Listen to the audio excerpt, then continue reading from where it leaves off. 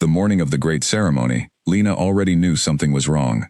She could feel it in the way the palace maids avoided her eyes. She could feel it in the way the head steward, a thin man named Gerald who had always greeted her with a small nod, walked past her in the corridor without looking up. She could feel it in the silence that followed her through the marble halls, a silence that was too careful, too deliberate, the kind that people build when they are hiding something they know will hurt you. Lena was 23 years old. She had lived inside the palace walls for 4 years, ever since the bond had revealed itself at the pairing ceremony when she was 19. 4 years of walking these corridors, 4 years of learning which floorboards creaked near the east wing, which kitchen door stuck in the rain, which guards were kind, and which ones looked through her like she was glass. 4 years of building a small, careful life inside a place that had never quite decided whether she belonged there. She was an Omega, the lowest rank in the hierarchy of the realm, a fact that had been explained to her so many times, and in so many ways, that she had stopped counting. It was not said with cruelty, most of the time. It was said the way people state the weather. She is an Omega. The sky is gray today. These things simply are. King Darian was an Alpha, the Alpha, if you listened to the way people said his name, which they always did with a kind of reverence that sat somewhere between respect and fear. He was tall and broad-shouldered, and his voice carried across rooms without effort. He had ruled the 5 territories since he was 26, and he was now 31, and in those 5 years he had built a reputation for being precise, controlled, and quietly ruthless, in ways that never made the official records. Fate had decided, at that pairing ceremony 4 years ago, that they were mates. Darian had not looked pleased about it. He had looked at Lena the way a man looks at something that has landed on his sleeve uninvited, not with anger, exactly, with the particular kind of displeasure that comes from being inconvenienced by something small. He had said nothing to her that day. His chief advisor, a tall woman named Helen, had pulled Lena aside after the ceremony and explained, in a calm and professional tone, that the king acknowledged the bond but that certain circumstances made a traditional bond union impractical at this time. Lena had nodded. She had gone back to her small room in the east wing. She had sat on the edge of her bed and looked at her hands for a long time. That had been 4 years ago. Since then, Darian had spoken to her perhaps 30 times. Most of those conversations had been brief and functional. She had been present at certain court events because protocol required it. She had attended meals at the far end of the long dining table, near the lesser advisors and the junior palace staff, because no one had given her a different seat. She had learned, slowly and through trial and error, exactly how much space she was permitted to occupy in his world. Not much, just enough to say she was there. Now it was the morning of the great ceremony, the annual gathering of the 5 territories where the king received pledges of loyalty from the regional lords and addressed the assembled court on matters of policy and the coming year. It was the largest event in the palace calendar. It required months of preparation. Lena had helped in small ways, assisting with the floral arrangements in the East Hall, coordinating with the kitchen staff on the menu for the post-ceremony reception. She liked helping. It gave her something to do with her hands. She dressed carefully that morning. She wore a deep green dress that she had altered herself, taking in the waist and hemming the bottom to the right length, because the seamstress who worked for the court had always seemed faintly surprised to be asked to assist her, and Lena had learned to do things herself when possible. The green brought out the warmth in her brown skin. She braided her dark hair back from her face and pinned it with 2 small clips that had belonged to her mother. She looked at herself in the narrow mirror in her room and thought, "You look fine. You look perfectly fine. Go." The ceremony was held in the great hall, a room with ceilings so high that sound moved strangely inside it, rising and spreading, and coming back changed. The regional lords sat in tiered rows on either side of a central aisle. The court advisors and senior palace staff filled the sections behind them. Further back still, in rows near the wide arched doors, the lesser staff and lower-ranked members of the court took their places. Lena sat in the 3rd row from the back, between a junior records clerk named Oliver and a young woman from the kitchen staff, whose name she had never learned. Darian entered to the sound of a low horn. The room rose as one. Lena stood with everyone else, her hands folded in front of her, and watched him walk down the central aisle with the long, certain stride of a man who has never once questioned whether he belongs exactly where he is. He was wearing deep gray, almost black, with the silver sigil of his house at the collar. He looked, as he always looked, like something carved out of harder material than the people around him. Lena watched him the way she always watched him at these events, quietly, from a distance, with the complicated and private feelings she had never been able to name cleanly. It was not love, exactly. Or perhaps it was love, mixed with other things, that complicated it, until it looked like something else entirely. The ceremony proceeded. The regional lords came forward, one by one, and pledged their loyalty. There were readings from the realm's founding texts. There was a recitation of the year's achievements in trade and agriculture. Lena listened. She always listened carefully at these events, because she found the actual work of governing the realm more interesting than most people seemed to expect her to. She read the policy documents that were left in the common reading room. She followed the trade reports. She knew more about the state of the northern grain supply than any of the lords had probably guessed, if they had ever thought about her at all. Then Helen stepped forward. Helen was Darian's chief advisor and had been for 7 years. She was 60 years old and precise in everything she did, from the way she organized her notes to the way she chose her words. Lena had always respected her, even when Helen was delivering information that was not easy to receive. Helen cleared her throat once and addressed the assembled court. She said that the king had an announcement of particular significance to share with them today. She said that this announcement concerned the matter of the royal bond union, a subject of great importance to the stability and continuity of the realm. She said it with the measured tone of someone reading from a well-prepared document, which she was. The room shifted, a change in posture, a turning of heads, the specific alertness of people who have just realized that something important is happening. Lena felt something tighten in her chest, and she could not have explained why, exactly. She told herself she was being foolish. She told herself to keep her expression still. Darian rose from the ceremonial chair at the head of the hall. He did not look toward the back of the room, where Lena sat. He looked out at the assembled court with the steady, unreadable expression she had learned to read over 4 years, and which she had never quite mastered. He spoke in a clear, carrying voice. He said that, after considerable consultation with his advisors and careful consideration of what the realm required, he had made the decision to enter into a formal bond union with Lady Seraphine of House Cauldron. He said that this decision had been made in the best interest of the realm.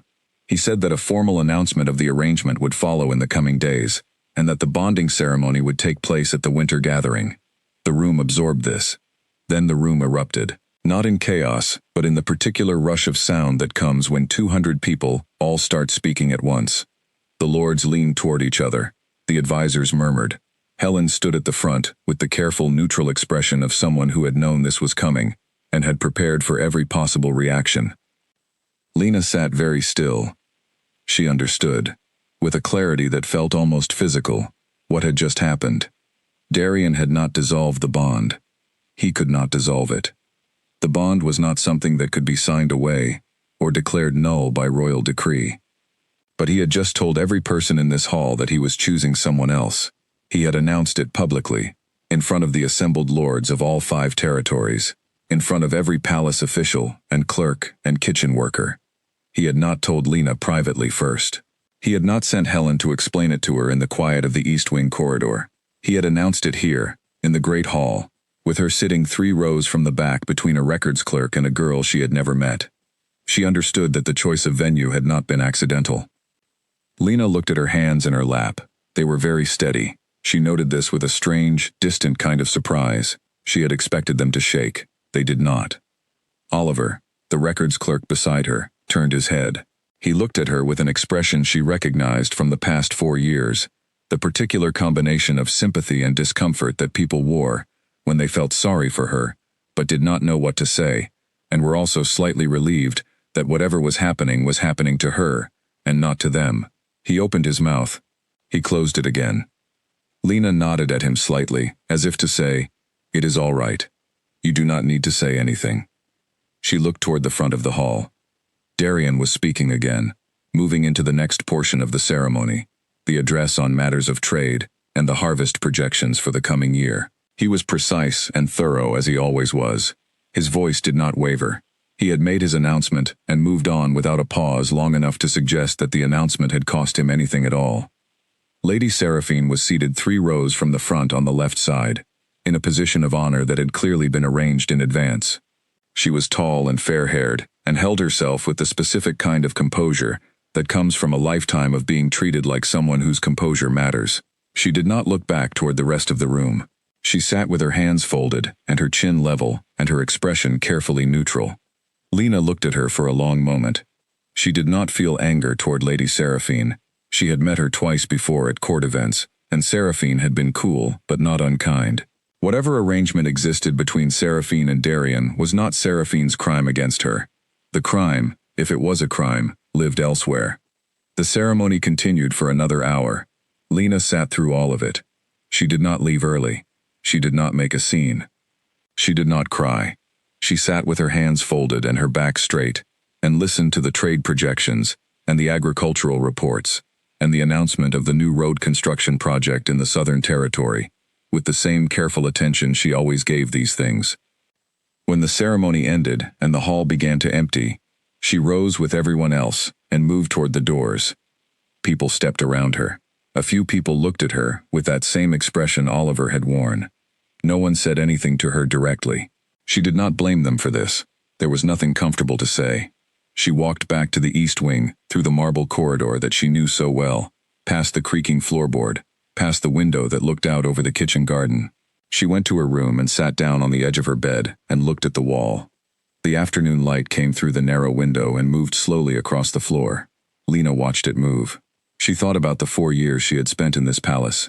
She thought about all the ways she had made herself smaller and more careful and less demanding, because she had understood from the beginning that her presence here was conditional. She had never been given a title. She had never been given resources beyond the small stipend that the palace provided to all resident bond members. She had never been given a seat at the high table or a place in any official document. She had been here, and she had been acknowledged as existing, and she had told herself that was enough, and there had been days when she had almost believed it.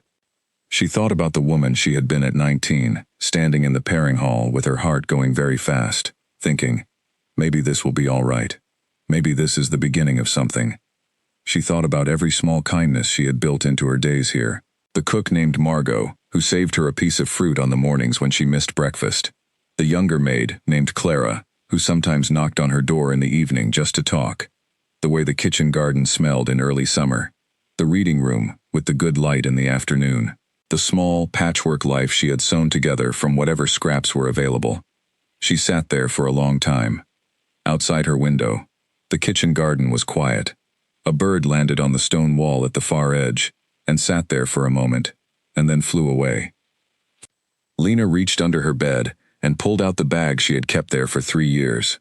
She had packed it in a bad week during her second year in the palace, when things had been particularly difficult, and she had never quite gotten around to unpacking it.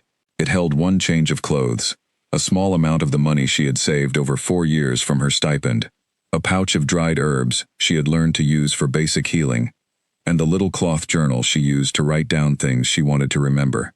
She looked at the bag for a long moment. Then she stood up and began to add to it. She moved around the room quietly and methodically. She added her second dress, the practical one, not the green one she had worn today. She added her good walking shoes, which she kept under the bed in their cloth bag. She added the small knife she used for herb cutting, wrapped in leather. She added the 2 hair clips that had belonged to her mother, because those were hers and she was taking them. She did not take anything that belonged to the palace. She sat back down on the edge of the bed and looked at the packed bag. She thought, if you leave now, you will have nothing. No title, no protection, no certainty. The outer settlements are 3 days' walk, and you do not know anyone there, and you do not know what you will find. Then she thought, if you stay, you will have what you have now. And you know exactly what that is. She picked up the bag. It was not heavy. 4 years in this palace, and she could carry everything that mattered to her in one hand. She went to the window and looked out at the kitchen garden one more time. The afternoon light was golden now, low and warm, the way it got in the hour before evening. The herbs were growing well. The rosemary along the far wall was particularly thick this year. She had planted some of it herself, in the spring, pressing the small cutting into the soil with her fingers and thinking, by autumn this will be something. She turned away from the window. She picked up the bag and went to the door and opened it and stepped into the corridor. The marble was cool under her feet.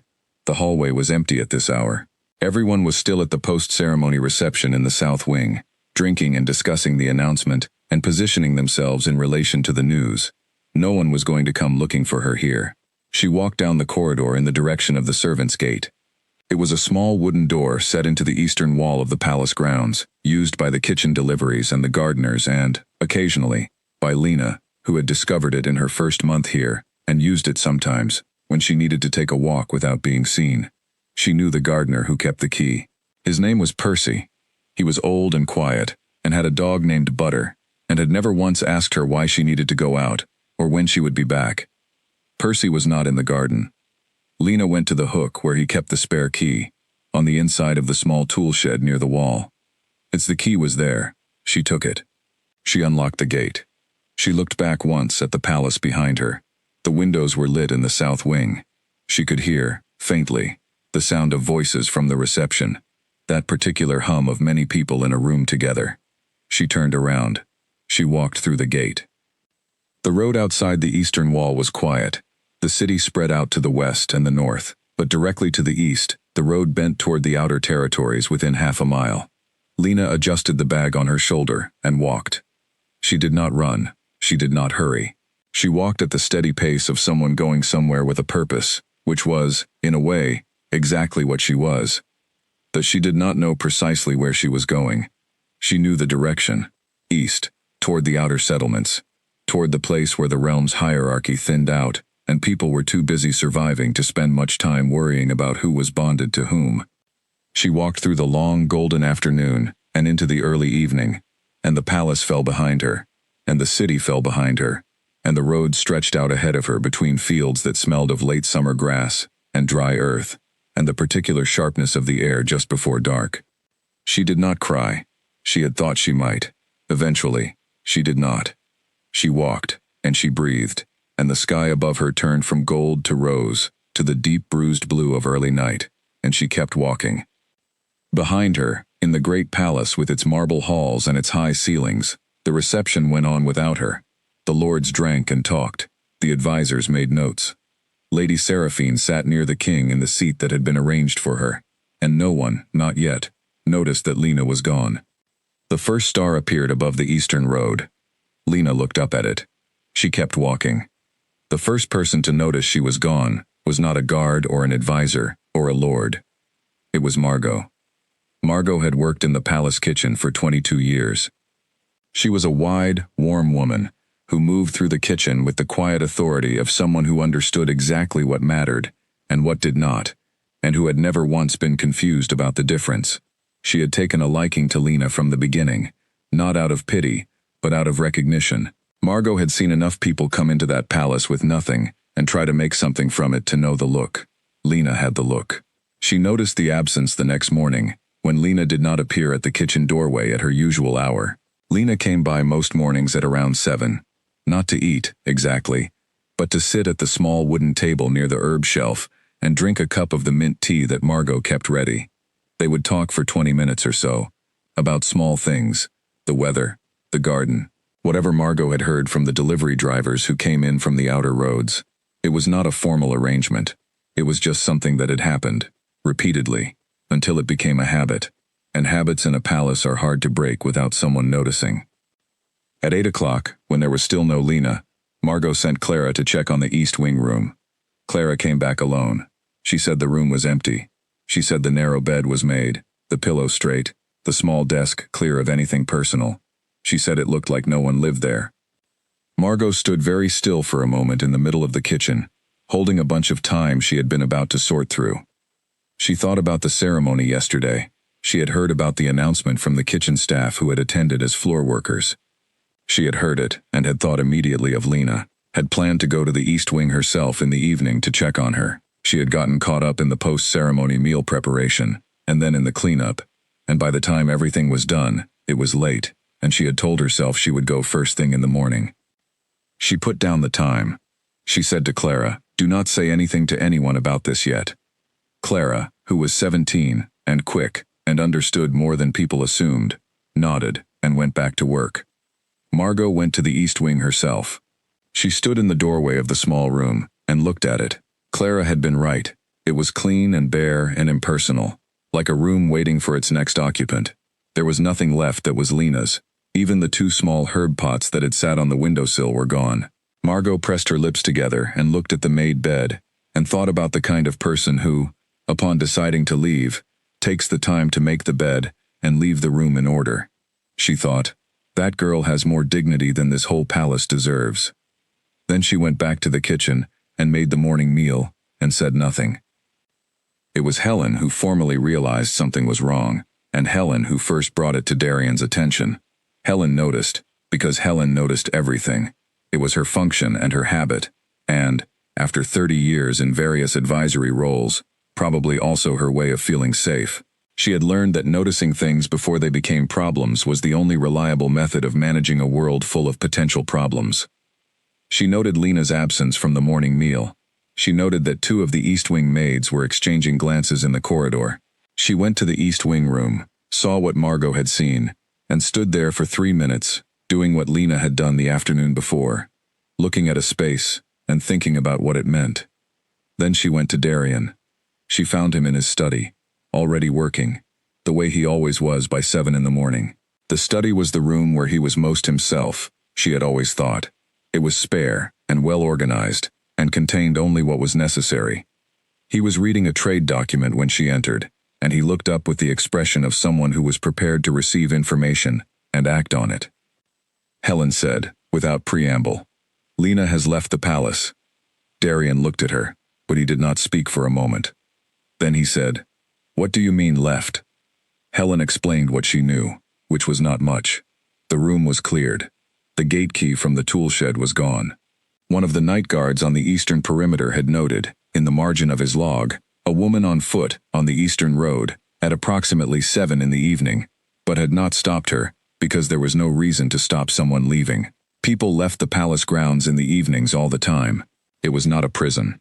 Darian set down the document he had been reading. He placed it precisely on the corner of the desk, which Helen had noticed was something he did when he was keeping himself from reacting, before he had decided how he wanted to react.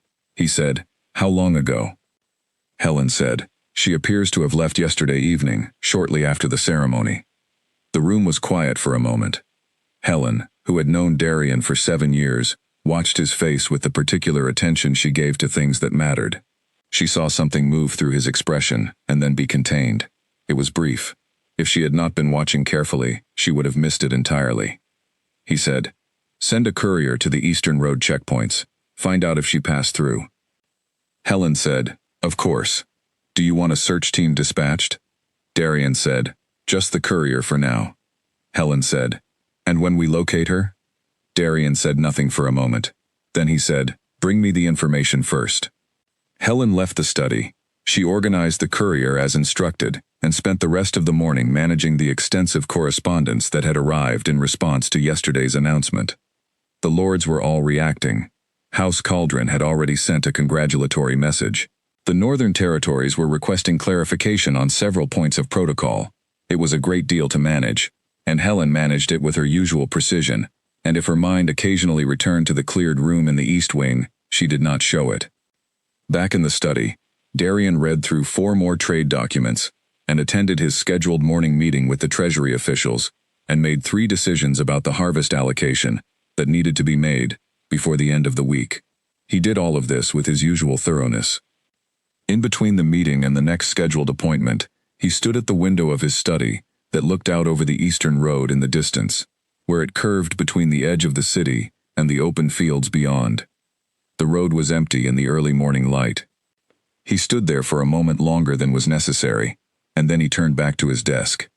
Across the city, in the marketplace near the eastern gate, a woman named Ruth was opening her small cloth stall when she noticed a young woman sitting on the stone bench near the well.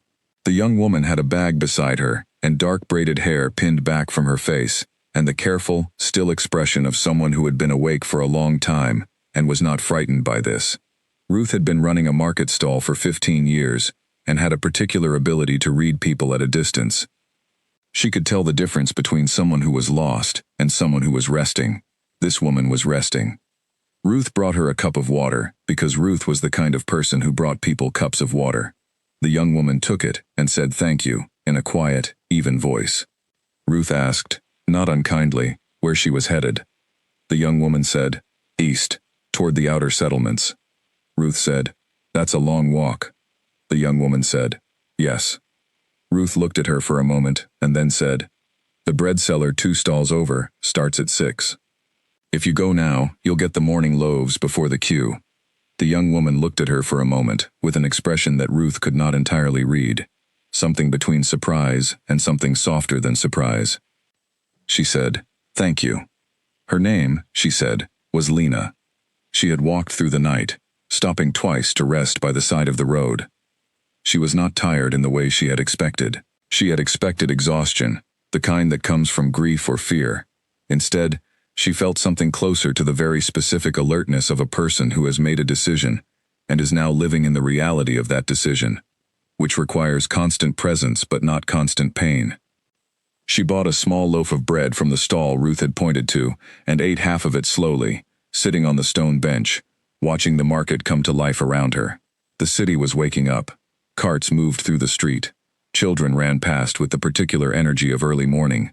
A dog sat near the well and looked at everything with professional interest. Lena ate her bread and looked at the city and thought about the fact that she had walked through most of the night and had not fallen apart, and that the bread tasted very good, better than most bread she had eaten in the palace, where the kitchen produced things that were technically excellent and somewhat impersonal. She thought about what came next. She had a plan. In the loose sense of the word, she would go east. She had heard, over 4 years of listening carefully in the palace, that the outer settlements were different from the city. The hierarchy that governed life in the capital, the alpha, beta, omega structure that determined your housing, your work, your social position, your value, was enforced by proximity to power. The further you got from the palace, the thinner that enforcement became. In the very outer settlements, people got up in the morning and worked and ate and made lives for themselves, based largely on whether they were useful and whether they were decent, because there were no lords close enough to care about anything else. This was what she had heard, what she intended to test it. She had a small amount of money, enough for perhaps 2 weeks of careful living. She had her bag of dried herbs, which she knew well enough to use in basic healing applications. She had 4 years of careful observation of the palace healers, which was not a formal education, but was something. She had, she thought, the ability to work hard and learn quickly, and make herself useful in ways that did not depend on what rank she happened to have been born into. She finished her bread. She folded the cloth it had come in, and put it in her bag, because it might be useful later. She stood up, adjusted the bag on her shoulder, and walked toward the eastern gate. The gate guards let her through without comment. She was one of dozens of people moving through the gate in the early morning, traders and travelers and workers. No one looked at her twice. Outside the city walls, the road opened up. To either side, fields stretched away in the morning light, gold and green, smelling of earth and distance. The sky was very wide. Lena breathed in and walked. She had 3 days of walking ahead of her, probably more if the weather turned.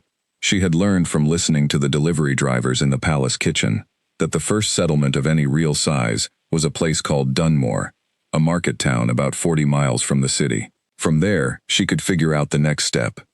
The morning warmed slowly. She walked at a steady pace, not fast, not slow. She ate the other half of the bread at midday, sitting beside a small stream that crossed under the road, and drank water from the stream, which was clear and cold and tasted of stone. A pair of horses in a field nearby came to look at her over the fence with the mild curiosity of horses, and she looked back at them, and it was, she thought, one of the more pleasant conversations she had had in a while. She kept walking. In the palace, the courier returned from the Eastern Road checkpoints. The report confirmed that a woman, matching Lena's description, had passed through the last city-side checkpoint the previous evening, at around 8 o'clock.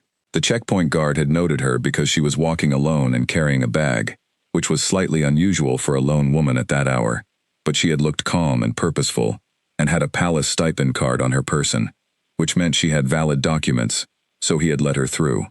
Helen brought this report to Darian in the afternoon. He read it. He set it down on the desk. He asked how far the outer road checkpoints extended. Helen said the final checkpoint, before the unmonitored stretch of road, was about 30 miles out, and that no one matching Lena's description had reached it yet.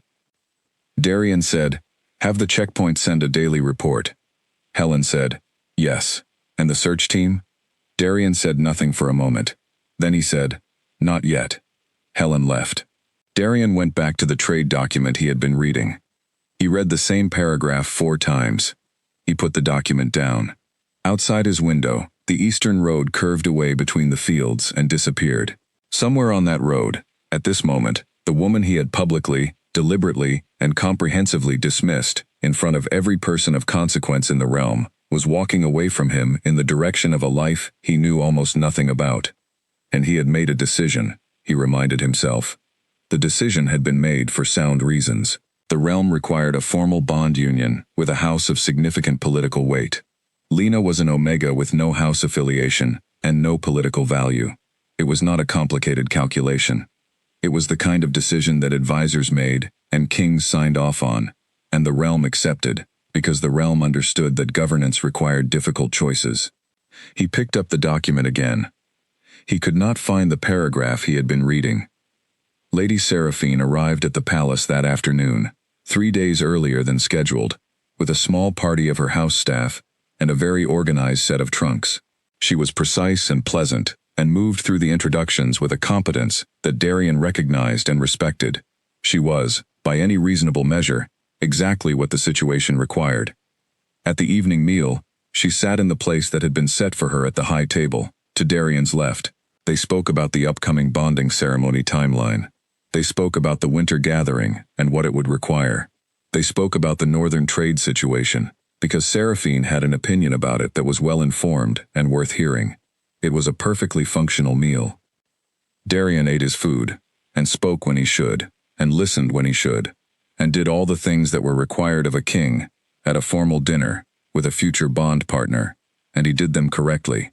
And when the meal was over, he went back to his study, and stood at the window, and looked out at the dark, where the eastern road was, where there was nothing to see at this hour, nothing at all, just darkness and the occasional distant light from a farmhouse. And he stood there until he made himself turn away and go to bed. 3 days later, the checkpoint report confirmed that a woman matching Lena's description had passed through the final checkpoint before the unmonitored road stretch, heading east, in good condition and at a steady pace, with enough supplies to keep walking. She had not stopped. She had not turned back. She was going. Darian read the report. He folded it and put it in the drawer of his desk, on top of the previous 2 reports. Then he went to his next meeting, which was about road construction, and he gave it his complete attention, the way he gave everything his complete attention, the way he had always given everything his complete attention. And if the drawer with the 3 reports in it seemed somehow present in his awareness the whole time he sat in that meeting, he did not acknowledge it. He was a king. He had made decisions, once made, were final. He told himself this 3 times on the way back from the meeting. He believed it for most of the afternoon. Dunmore arrived on the 4th day, not the 3rd. This was because the 2nd day had brought rain, a long, steady downpour that came in from the north and turned the road to mud and reduced visibility to about 30 feet in any direction. Lena had found shelter under the wide overhang of a roadside barn, whose owner, an older man named George who wore the same expression of patient endurance that most farmers seem to wear, had let her sit there without comment, and had eventually, as the rain showed no sign of stopping, brought her a cup of hot soup from the farmhouse. She had thanked him. He had said it was nothing, and gone back to his barn work. She had sat listening to the rain hit the overhang and drunk the soup, and thought about the fact that, in 4 years in the palace, she had eaten better food than most people in the realm, and yet that cup of soup from a stranger's kitchen in a rainstorm was the best thing she had tasted in months. She slept in the barn that night. George had offered the space without fuss, just pointed at a clean section of straw and said, "Horse won't bother you." She settled. The horse, a large gray animal with kind eyes, did not bother her. Lena slept deeply, and without dreams for the first time and she couldn't remember how long. The rain had cleared by morning, and she walked the second half of the distance to Dunmore, in washed clean air, with the road still muddy underfoot, but the sky, a brilliant sharp blue, that made everything look new. Dunmore was larger than she had expected. The name had suggested something small, a cluster of buildings around a market square. But it was in fact a proper town, with 2 main streets and several side streets, and a market that ran 3 days a week, and a population of perhaps 2,000 people. It had the slightly rough-edged, energetic feel of a place that had grown quickly, and was still figuring itself out. Lena walked into the market square and stopped. She had a small amount of money, a bag of herbs, and a set of skills she had not been formally trained in, but had spent 4 years quietly practicing. She needed, in order of urgency, somewhere to sleep tonight, some way to earn money, and some way to figure out whether she intended to stay here or keep going. She stood in the market square and looked at it with the same careful attention she had learned to apply to everything. The square had a well at its center, and benches along 2 sides and perhaps 40 stalls arranged around the perimeter. She could see food, cloth, tools, pottery. She could see 3 different healers' stalls, which told her something about the local demand. She could see a notice board near the well, with papers pinned to it, which was the kind of thing that people posted when they needed something done. She went to the notice board first. Most of the papers were requests for labor. Farm work, building work, hauling. She was capable of most of this, probably, but her most useful skill was the herbs, and she was looking for something that used that. She found it near the bottom of the board, a paper written in a clear hand that said, "Healer's apprentice needed, some experience preferred but not required. Inquire at the green door on Miller Street." She stood there and read it twice. Then she went to find Miller Street. The green door belonged to a woman named Petra, who was 61 years old and had been the settlement healer in Dunmore for 23 years, and had the hands and eyes of someone who had spent 2 decades solving problems that other people found unsolvable. She was not a small woman, and she was not a warm woman in the way that Margot had been warm, but she was sharp and fair, and the first thing she said to Lena, after looking at her for about 30 seconds, was, "You look like someone who knows what she's doing, even if she doesn't have the papers to prove it." Lena said, "I don't have the papers." Petra said, "Sit down. Tell me what you know." Lena sat down and told her. She told her about the herb pouch she carried, and what was in it, and what each thing was used for. She told her about the 4 years of watching the palace healers, and the reading she had done in the common room, and the 2 occasions when she had helped the palace physician with minor wound treatment, because he had been short-staffed, and she had been available. She told it all plainly, and without exaggeration, and without false modesty either. Petra listened. She asked 2 or 3 precise questions about herb dosages and contraindications. Lena answered correctly.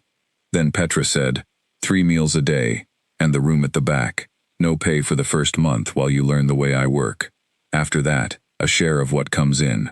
You keep the room regardless. Lena said, "Yes." They shook hands. Petra's handshake was firm and brief, and felt like a contract, which it was. The room at the back was small, with a window that looked into a narrow yard where Petra grew her herbs. It had a bed, a table, a chair, and a small lamp. It was, in every material sense, similar to the room Lena had occupied in the east wing of the palace. But it was different in a way that was hard to articulate, and she felt as soon as she set her bag down on the bed. The room was hers. She was here because she had chosen to be here, and the person who had offered it to her had offered it because she was useful, not because protocol required someone to house her. Those were different things. They felt different in the body. She unpacked her bag. She put the 2 hair clips that had belonged to her mother on the windowsill, in the light.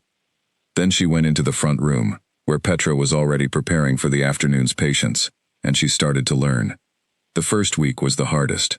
Not because the work was too difficult, but because she was learning 2 things at once, the work itself, and the new rhythms of a life that was entirely different from the one she had lived before. She got up when Petra got up, which was before dawn. She helped prepare the morning remedies, which Petra distributed to a small number of regular patients on a subscription basis. She cleaned the equipment and restocked the shelves and assisted Petra with every patient who came through the door, watching and listening and occasionally being asked to demonstrate something, which she did as accurately as she could. Petra corrected her when she was wrong. She corrected her directly and specifically, without cruelty but without softening either. Lena found this deeply comfortable. It was the kind of correction that assumed competence and simply addressed the gap, rather than the kind she had experienced in the palace, which was designed to remind you of your place, while ostensibly addressing the error. She made mistakes, She made fewer of them each day. By the second week, Petra had started asking for her opinion on cases. Not in a formal way. She would look at a patient, and then look at Lena, and Lena would say what she thought, and Petra would either agree or explain why she disagreed, and they would treat the patient. It was one of the best conversations Lena had ever participated in, repeated many times a day. The town itself was interesting. She learned it in the way she had learned the palace, which was slowly, and by paying attention. She learned which streets flooded in the rain. She learned that the bread at the market on Tuesday was fresher than on Thursday. She learned that the woman who ran the cloth stall had a daughter with a persistent cough that had not responded to the standard treatments, which she mentioned to Petra, and which Petra addressed by trying a different combination that eventually helped. She learned that the blacksmith's son was afraid of the healer, and that it was easier to treat him in the doorway, half outside, where he felt like he could leave if he needed to. She also learned, more slowly, how to be among people who did not know anything about her. In the palace, she had always been Lena, the Omega who was bonded to the king. That was the primary fact of her existence as far as the palace was concerned. Everything else about her, what she knew, what she could do, what she thought about, what she cared about, existed in relation to that central fact, which was itself defined entirely by the circumstances of her birth and the accident of the bond. Here, she was just Lena. She was the woman who worked with Petra. She was the one who had helped with the cloth stall woman's daughter. She was the one who knew about the nightshade growing in the ditch on the North Road, and had quietly pulled it out, before any of the children who played near there could get to it. She was useful, and she was present, and people had opinions about her based on whether she was helpful or not, whether she was honest or not, whether she was kind or not. This was, she realized, what it felt like to be a person, rather than a status. She thought about Darian sometimes. She could not help it. The bond was still there, quieter than it had been in the palace, but present, the way a scar is present, not always hurting, but always there if you press on it. She pressed on it as little as possible. She did not think about the ceremony and what had been said. She did not think about the way he had looked through the crowd, and not toward the back of the hall, not toward her. She did not think about Seraphine and the winter gathering and the bonding ceremony that would be happening somewhere in the direction of the capital, while Lena was here learning to crush willow bark correctly. She thought about the things ahead of her instead. She was good at this. She had always been good at this, at finding the next thing to focus on, the next problem to solve, the next small corner of life to make slightly better. It was, she thought, a skill that people who grew up in difficult circumstances developed out of necessity, and then kept long after the necessity was gone. She was here. She was working. She was building something. It was small, but it was real, and it was hers. 4 weeks after she arrived, Petra called her into the main room one evening after the last patient had gone. She poured 2 cups of the strong black tea she drank at the end of every day, and handed one to Lena. She said, "You're staying." It was not a question. Lena understood. It was a statement of what Petra had decided. She said, "Yes." Petra drank her tea. She said, "You're better than you think you are. You'll be better still. Waiting. 2 months, and I'll start paying you. Not waiting the full 3. And in the spring, we can look at whether it makes sense to expand the practice. There's a northern part of the settlement that has no coverage at all." Lena looked at her. She said, "I'd like that." Petra nodded. She finished her tea. She set the cup down and went to bed, because Petra was the kind of person who said what needed to be said, and then went on with things. Lena sat at the table for a while longer with her cup of tea. Through the window she could see the yard with Petra's herbs, dark and still in the evening. The nightshade was not in here, of course. Everything in Petra's yard had a purpose, and everything was safe.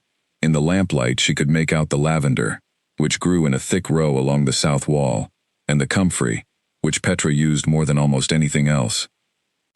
She thought, "I planted rosemary in the palace kitchen garden in the spring. I will not see it in autumn. Someone else will." She let herself feel this for a moment. It was a small sadness, but it was real. Then she finished her tea and washed both cups and went to her room. Back in the capital, the checkpoint reports had stopped coming. This was because Darian, 3 weeks after Lena left, had apparently decided he no longer needed to be informed of what the checkpoints were not finding, and had told Helen to stop sending them. Helen had stopped because she followed instructions, and also because she had noticed that the reports seemed to be making Darian read the same paragraph of his trade documents 4 times in a row, which was not productive for anyone. The wedding preparations for Darian and Seraphine were ongoing. They were extensive. The palace's event coordinators were managing a guest list of 200 lords and their parties, a ceremonial timeline that spanned 2 days, a feast that required coordination with farms across 3 territories, and a series of political arrangements that Helen was managing in parallel because a bonding of this magnitude carried significant implications for the territory alliances. Seraphine was organized and helpful in these preparations. She had opinions about the ceremony that were reasonable, and she expressed them in a manner that was easy to work with. She was not warm, exactly, but she was not cold either. She was professional, in the specific way that people who have been trained from childhood for significant responsibility tend to be professional. Darian worked through the preparations alongside her. They met daily. They discussed the relevant matters. They made decisions. It was functional and appropriate and correct. It was also, in ways that Darian did not examine closely, profoundly quiet. He had never thought of himself as a person who required noise, or warmth, or the specific texture of another person's presence. He had been largely self-sufficient his entire life, which was a trait the role of king required, and which he had developed well before he became king. He had people around him constantly, advisors, guards, staff, lords, and had learned long ago to exist alongside that constant presence without really letting it in. But there was a difference, he was discovering, between the noise of people around you and the specific presence of a person who actually saw you. He had not realized, until Lena was not there, how often he had been aware of where she was in the palace. Not because he sought her out. He had not sought her out. He had been, by any honest accounting, consistently and deliberately indifferent to her existence. But he had known, in the background of his awareness, where she was. In the east wing, 3 doors from the garden corridor. At the ceremony, 3 rows from the back. In the kitchen corridor in the mornings, the one that ran past the study, on her way to wherever she went in the mornings. At the long table during meals, down at the far end where the junior staff sat. He had not looked at her at those meals. He had known she was there. Now the palace was full of people, and she was not among them, and he kept being made aware of this in small, irregular moments. Passing the east wing, and it being silent. The kitchen garden with the rosemary she had planted growing without anyone tending it. The long dining table with no one down at the far end, because the junior staff had shifted their position slightly once it became clear that the space was open. It was not grief, he told himself. It was not grief. It was the particular disorientation that comes from a pattern being interrupted. He had never paid attention to her. The absence of something he had never paid attention to should not be noticeable. He noticed it. One evening, 2 months after she had gone, he went into the kitchen garden alone, at an hour when no one would be there. It was late autumn now, and the herbs were going dormant, the way herbs did. But the rosemary along the south wall was still green, the way rosemary tends to be even when everything around it fades. It was thick and fragrant, and very well established, for a plant that had only been in the ground since spring. He crouched down and looked at it. She had planted this in the spring. She had pressed the cutting into the soil and it had grown. She was gone, and it was still growing. He stood up. He went inside. He did not go back to the garden. But he thought about it for several days afterward, which was, for a man who had trained himself not to think about things he had decided not to think about, a more significant fact than it might appear. Winter arrived in Dunmore, with more intensity than Lena had expected. She had grown up in a village 2 days south of the capital, where winters were cold but manageable, and had spent 4 years in the well-insulated palace, where the thick stone walls and constant hearth fires meant that the season was more of an aesthetic event than a physical challenge. She knew about cold winters, in the theoretical sense that people know about things they have read about, but not experienced. Dunmore's winter was not theoretical. The wind came off the northern plains without anything to stop it, and it arrived with a focus and persistence that felt almost personal. The temperature dropped fast in the evenings and stayed down overnight, and the mornings were sharp enough to make your eyes water in the first few seconds outside. Petra found this amusing, in the dry way she found most things. She said, "You'll learn to layer.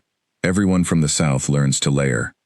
She produced from a storage chest 2 pairs of thick woolen socks, a wide scarf, and a coat that was clearly old, but had been very well made, and was still in excellent condition. She said, "The coat belonged to my sister. She lives in the south now. She won't want it back." Lena put the coat on. It fit well enough. She wrapped the scarf around and pulled on the socks over the ones she already had, and went to work. She stopped noticing the cold after about 10 days. This was not because it got warmer, but because her body adjusted, the way bodies do when given a chance to adapt rather than being insulated from everything. She started waking up in the mornings with a kind of clean alertness that she had not had in the palace, where the warmth and the quiet and the heaviness of her own feelings had made mornings something to push through rather than move into. The work expanded in winter.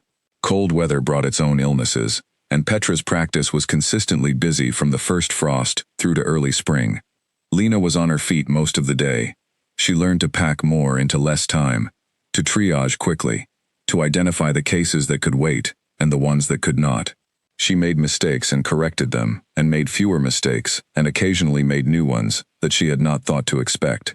She also, during this period, began to know people.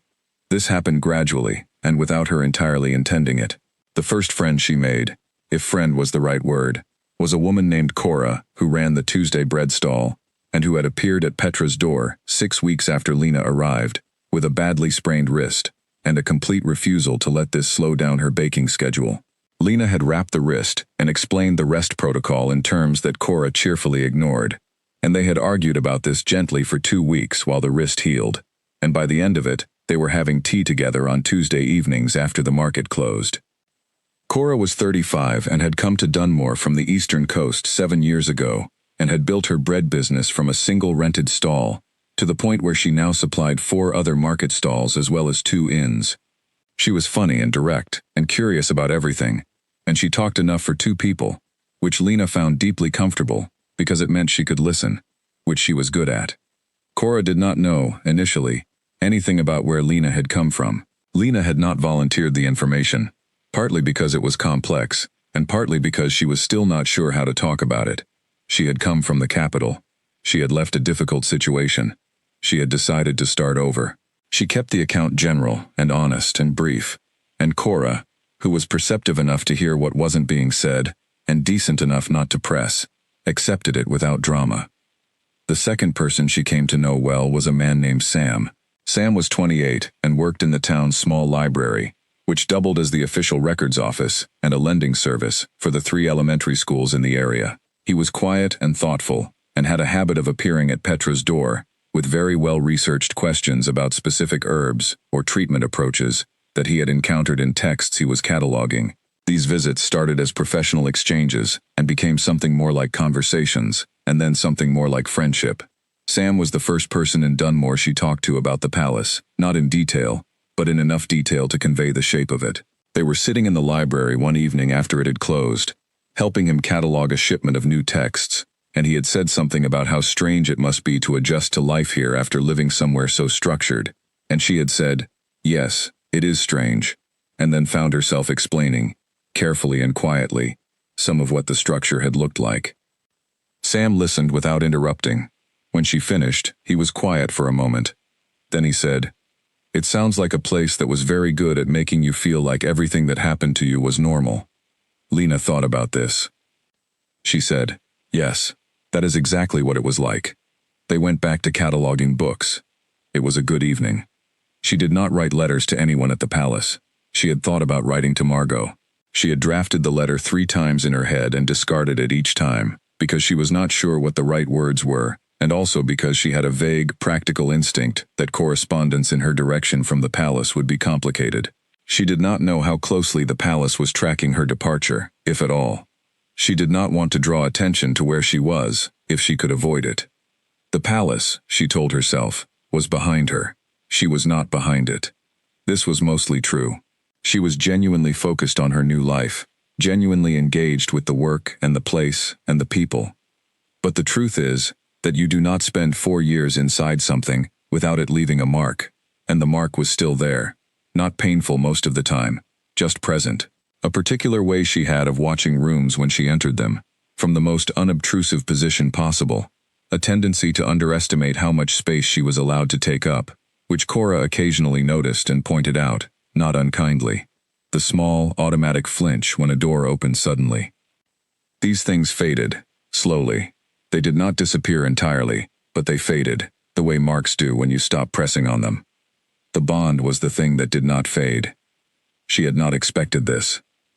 She had thought, with distance and time, that the bond would quiet down to something she could ignore, and in one sense it had quieted. It was not the active, low-level ache it had been in the first weeks. That specific pull she had attributed, at the time, to the general difficulty of her situation. But it was there. On some evenings, particularly the quiet ones, she was aware of it, with a clarity that was almost uncomfortable. A warmth that was not quite hers, at the periphery of her awareness. A sense of direction, like a compass needle, that had found north and would not stop finding it. She did not talk about this to anyone. She got up every morning, and layered her clothing, and went to work, and treated the patients who came through the door, and studied the herbs she had not yet fully mastered, and helped Cora on Tuesday evenings, and catalogued books, with Sam on Thursday evenings, and ate her meals, and slept her deep, dreamless sleep, and built her life, piece by piece, in the deliberate and methodical way she built everything. In the capital, the bonding ceremony between Darian and Seraphine was held at the winter gathering, as announced. It was, by all accounts that reached Dunmore, in the form of travelers' reports and passing traders, a significant event. 200 lords and dignitaries, 2 days of ceremony, the formal feast that ran 7 courses. It had been organized precisely and executed with the palace's characteristic thoroughness. There were descriptions of Seraphine's formal robes, and the ceremony hall decorated in the deep red and silver of House Cauldron, and the way the bond oath had been conducted in the traditional form. Lena heard about this from a traveling cloth merchant who stopped at Petra's for a remedy for road fatigue and mentioned the ceremony in passing, because it was the news of the month. She listened with the same quiet attention she gave everything. She thanked the merchant for the information. She finished treating him. She went into the small yard behind the house and stood there for a moment in the winter air. The bond had done something, when the merchant spoke, a shift, or a tightening. She put her hand on her own chest for a moment, feeling her own heartbeat, steady and present, and hers. She breathed out. She went back inside. There was a family coming in at 2 o'clock, a father and 2 children, with the persistent cough that had been going through the northern quarter. She had already prepared what she expected to need. She checked the preparation, adjusted one element based on what she had learned since she made it, and was ready by the time they knocked on the door. The father's name was Harry. The children were 7 and 9, a girl and a boy, both bundled in coats that were slightly too large for them, and both equally suspicious of the whole proceeding. Lena gave them each a piece of hard candy from the jar that Petra kept on the shelf for this exact purpose, and spent a few minutes being completely non-threatening before she did anything medical. By the time they left an hour later, both children had allowed treatment without significant objection. The father had been given clear instructions on what to watch for and when to come back, and the boy had decided that Lena was, in his assessment, pretty good, which he stated directly as he was putting his coat on. Lena said, "Thank you. I think you're pretty good too." He looked surprised by this. Then he grinned. She closed the door and stood in the front room for a moment. She thought, "This is what I am good at. This is the thing I am building." It was not what her life was supposed to look like, according to every expectation that had been built around her over the previous 4 years. It was not a palace. It was not a title. It was a small house in a cold town at the edge of the realm, with a green door and a yard full of dormant herbs, and 2 friends who met her for tea, or book cataloging, and a practice that was growing slowly and steadily, because she was useful. She would take it. She would take it without apology, and without hesitation, and without looking back toward the palace, and the life she had been given there, which had never quite fit her. Not the way her mother's hair clips fit the shape of her braid. Not the way Petra's old coat fit her shoulders after she had been wearing it for 2 months. Not the way the work fit her hands. Spring was 3 months away. She was going to be here for it. In the northern part of the outer settlement, there was indeed no healer coverage, just as Petra had mentioned. Lena had started going there twice a week on her afternoon off, a 2-mile walk through the outer district where the buildings thinned, and the families who lived there made do with whatever they had. She went with her bag and her herbs and her 4 months of increasingly solid practice, and she set up in the community hall on those afternoons and treated whoever came. The first afternoon, 8 people came. The second, 14. By the 4th visit, there was a small queue when she arrived, and a woman named Dorothy who lived next to the hall had started putting out a tray of cups and hot water so that people waiting did not get too cold. Lena looked at the queue on the 4th visit and felt something she had no precise name for. It was not pride exactly, though it was close to that.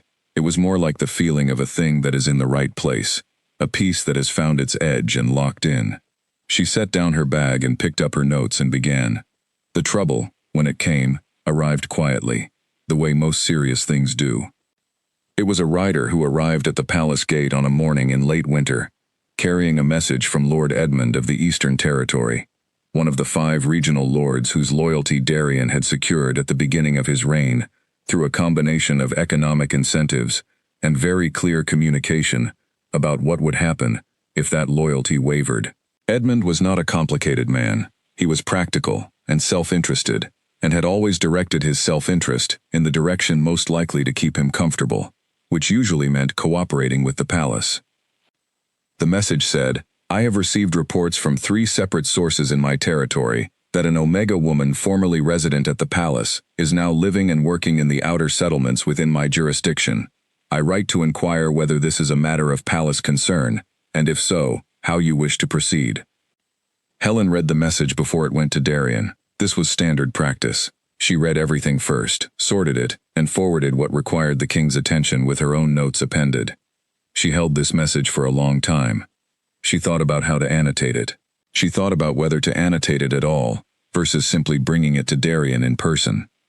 She had a sense, developed over 7 years, of when a piece of information was better delivered in conversation than on paper, because conversation allowed for immediate response and adjustment in ways that a written note did not. She went to the study. Darien was at his desk. He looked up. She handed him the message. He read it. His expression did not change in any perceptible way. Helen watched carefully. He set the message down. He said, "Who are Edmund's sources?" Helen said, "I don't know yet. I can find out." He said, "Find out. And find out exactly where she is." Helen said, "And then?" Darien looked at her. It was a brief look, and then he looked back at the message. And he said, "Bring me the information." Helen left.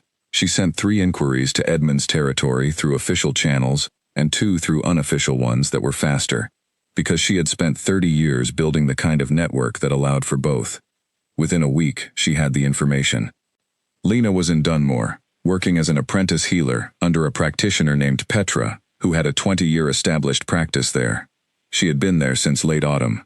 She was, by all accounts from the people Helen's sources had spoken to, well regarded in the community.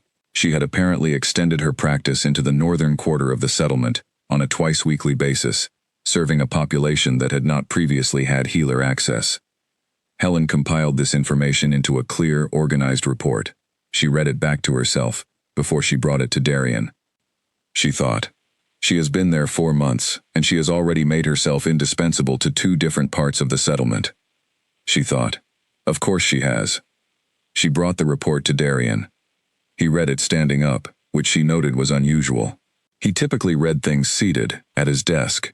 He was standing at the window, and he read it, and then he was quiet for a moment. He said, "She's treating patients in the northern quarter." Helen said, "Twice a week." "Yes." He said, "By herself." Helen said, "The community hall. A neighbor provides refreshments for people waiting." Darien set the report on the desk. He looked out the window. The sky outside was the gray of deep winter, low and even. He said, "I want to know if she needs anything." Helen paused. This was not a standard royal administrative question. She chose her words carefully. She said, "In what sense?" He said, "Resources, supplies, anything that would help her work." Helen said, "I can make discreet inquiries." He said, "Do that." Helen left. She made the inquiries. She sent word, through Edmund's office, framed as a general survey of healer resources in the territory, which was not entirely untrue, and gave her cover for the specific questions she was asking. The response came back within 2 weeks. The practice was well supplied for a small operation, somewhat under-equipped for the growing patient volume, could benefit from additional supplies of specific compounds that were more expensive to source from local markets than from the capital's central medical suppliers. Helen brought this to Darian. She listed the supplies. Darian said, "Arrange for them to be sent through the territory supply chain. Do not mark them as palace-sourced." Helen said, "Yes." She arranged it. The supplies were sent through Edmund's territory office as part of a general healer resource distribution, which was a program that did not exist before this moment, but which Helen created the documentation for over the course of a single afternoon, because she had been creating official documentation for 30 years and was very good at it. She did not know if Lena would receive them and know where they had come from. She thought probably not. She thought that was probably how Darian preferred it. She did not say any of this. She went back to managing the considerable administrative demands of the realm, of which there were many in late winter, and tried not to spend too much time thinking about what it meant that the king had just quietly sent supplies to the woman he had publicly rejected at the largest gathering of the year. Seraphine noticed things. This was one of the things Darian respected about her. She was observant, and she was not dramatic about what she observed. She had been resident in the palace for 3 months now, and they had established a routine that was functional and mutually respectful. She worked alongside him on the governance matters that fell within her areas of expertise, which were significant. She attended the court events that required her presence. She managed her household staff with the same efficient precision she brought to everything. One evening in early spring, when they were reviewing the schedule for the territory tour that was planned for the following month, she said, "Can I ask you something?" Darian said, "Yes." She said, "The woman who left. Lena. Do you think about her?" The room was very still for a moment. Darian looked at Seraphine. She met his look with the even expression she always wore, neither challenging nor retreating. He said, "Why do you ask?" She said, "Because I have been here 3 months, and I have learned a great deal about how you work and how you think, and there are occasional moments when you are somewhere else. I have tried to locate what those moments have in common, because I am a systematic person, and I have located it. I am not asking to be difficult. I am asking because I would rather know what is true than operate on an incorrect assumption." Darian was quiet for a long time. Then he said, "Yes, sometimes." Seraphine nodded. She looked at the schedule they had been reviewing. She said, "I appreciate you telling me that." They went back to the schedule. They finished it. They went to their separate rooms, which they had maintained since her arrival, because neither of them had suggested doing otherwise. In her room, Seraphine sat at her writing desk and looked at the wall and thought carefully about what she had just heard, and what it meant, and what, if anything, she intended to do about it. She was not in love with Darian. She was not sure Darian was entirely aware that she was not in love with him, though she suspected, given his level of perception, that he probably was.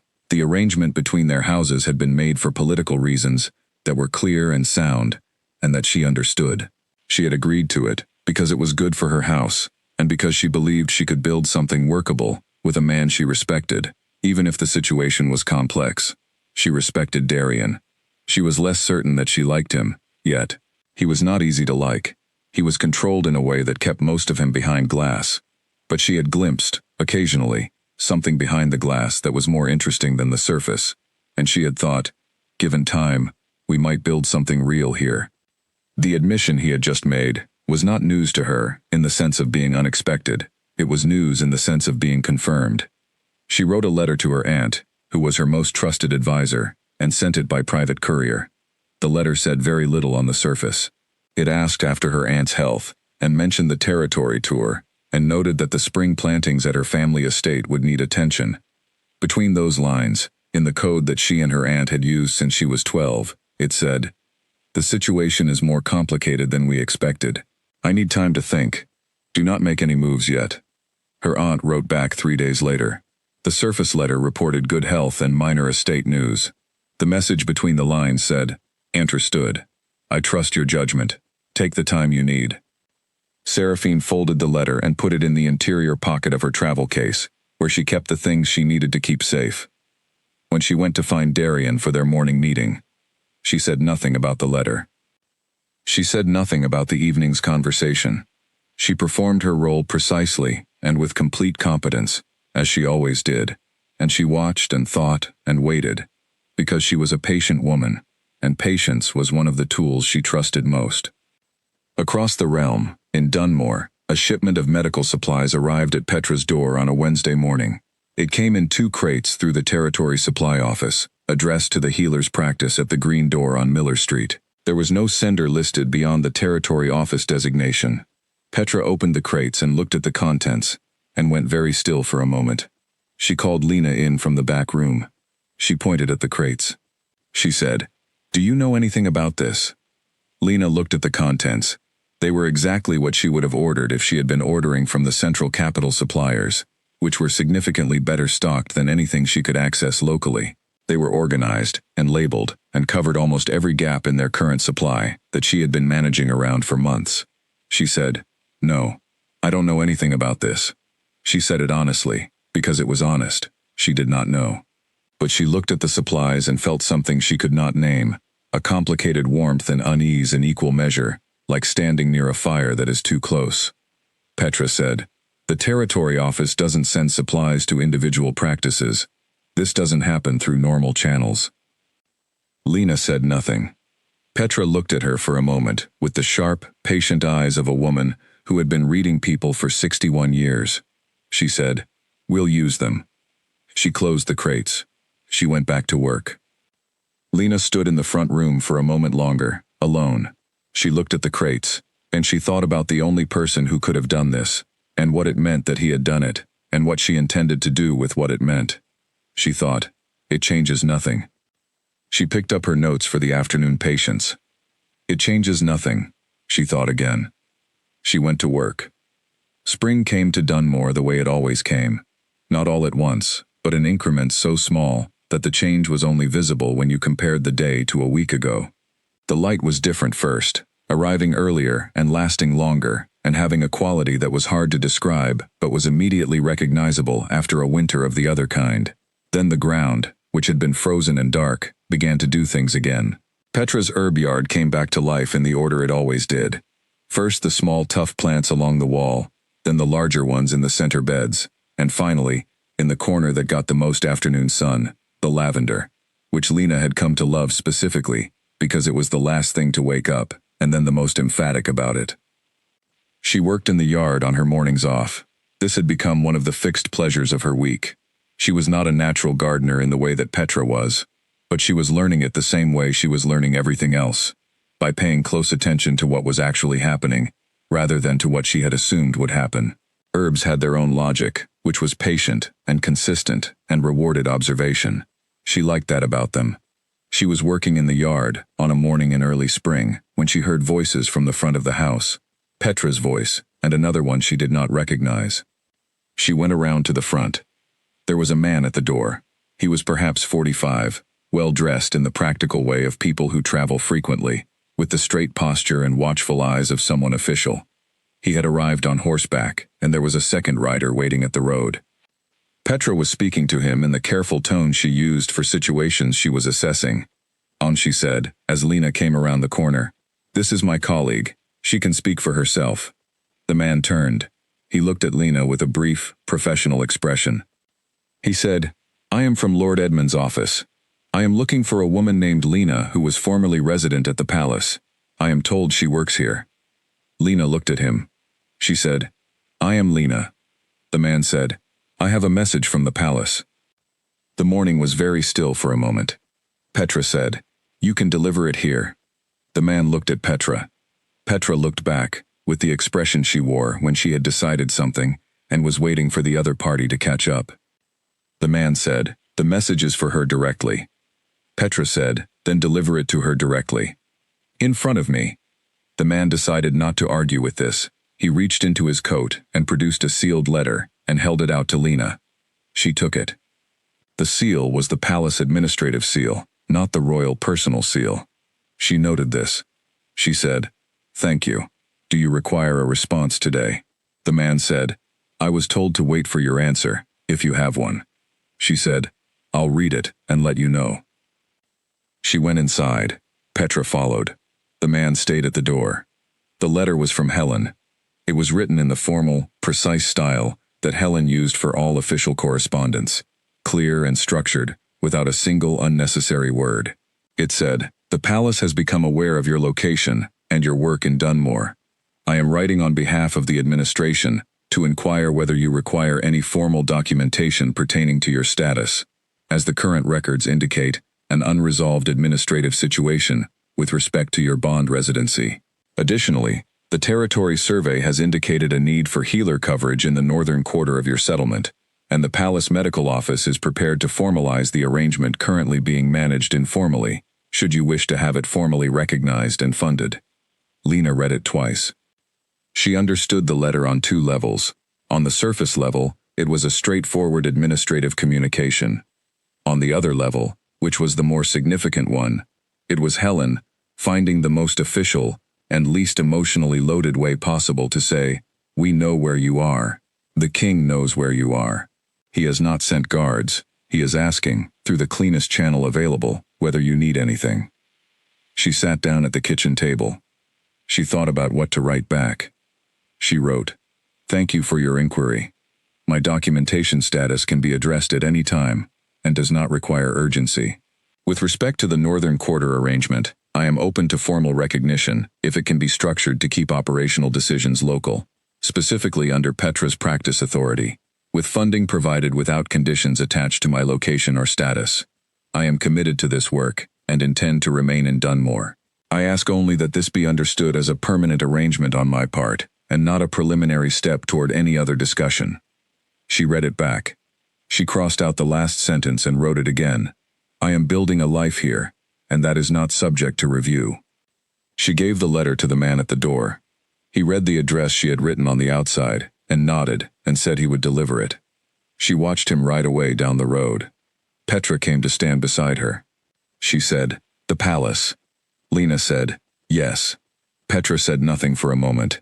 Then she said, "Do you want to talk about it?" Lena said, "Not yet." Petra nodded and went back inside. Lena stood at the front of the house for another moment, looking at the road. She thought about the letter she had written. She thought about the sentence she had crossed out and rewritten. She thought it was the truest thing she had put to paper in years. She went back to the herb yard. Helen received the letter 4 days later. She read it in her office with the door closed, and then read it again. The last line, in particular, she read 3 times. She brought it to Darian.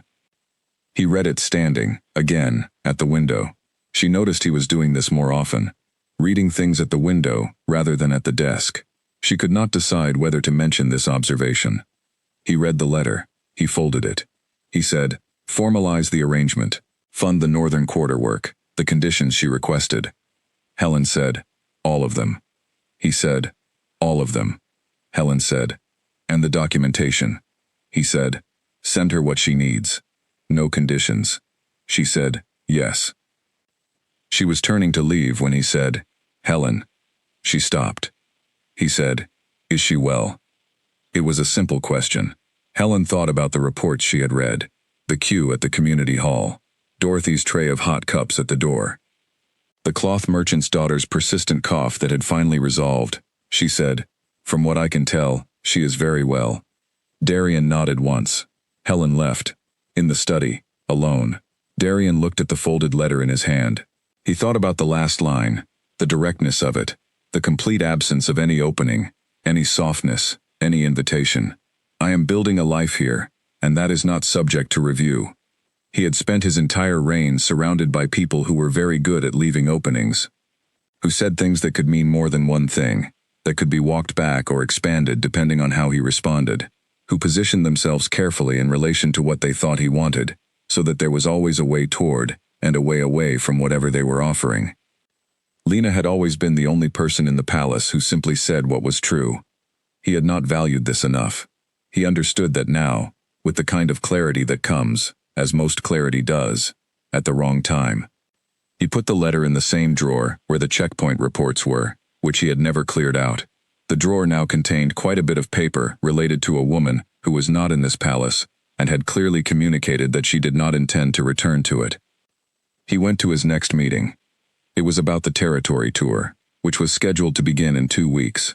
The tour covered all 5 territories in a circuit that took approximately 3 months, with Darian and Seraphine traveling together as the official bonded pair. It was the first joint tour since the ceremony, and it was important politically because it was the first opportunity for all the territory lords and their populations to see the new arrangement in person. Seraphine had prepared thoroughly for the tour. She had briefed herself on every territory, every lord's specific concerns, every diplomatic nuance that the tour would need to navigate. Darian respected this preparation. It confirmed what he had believed from the beginning, that Seraphine was genuinely capable of the role she was in.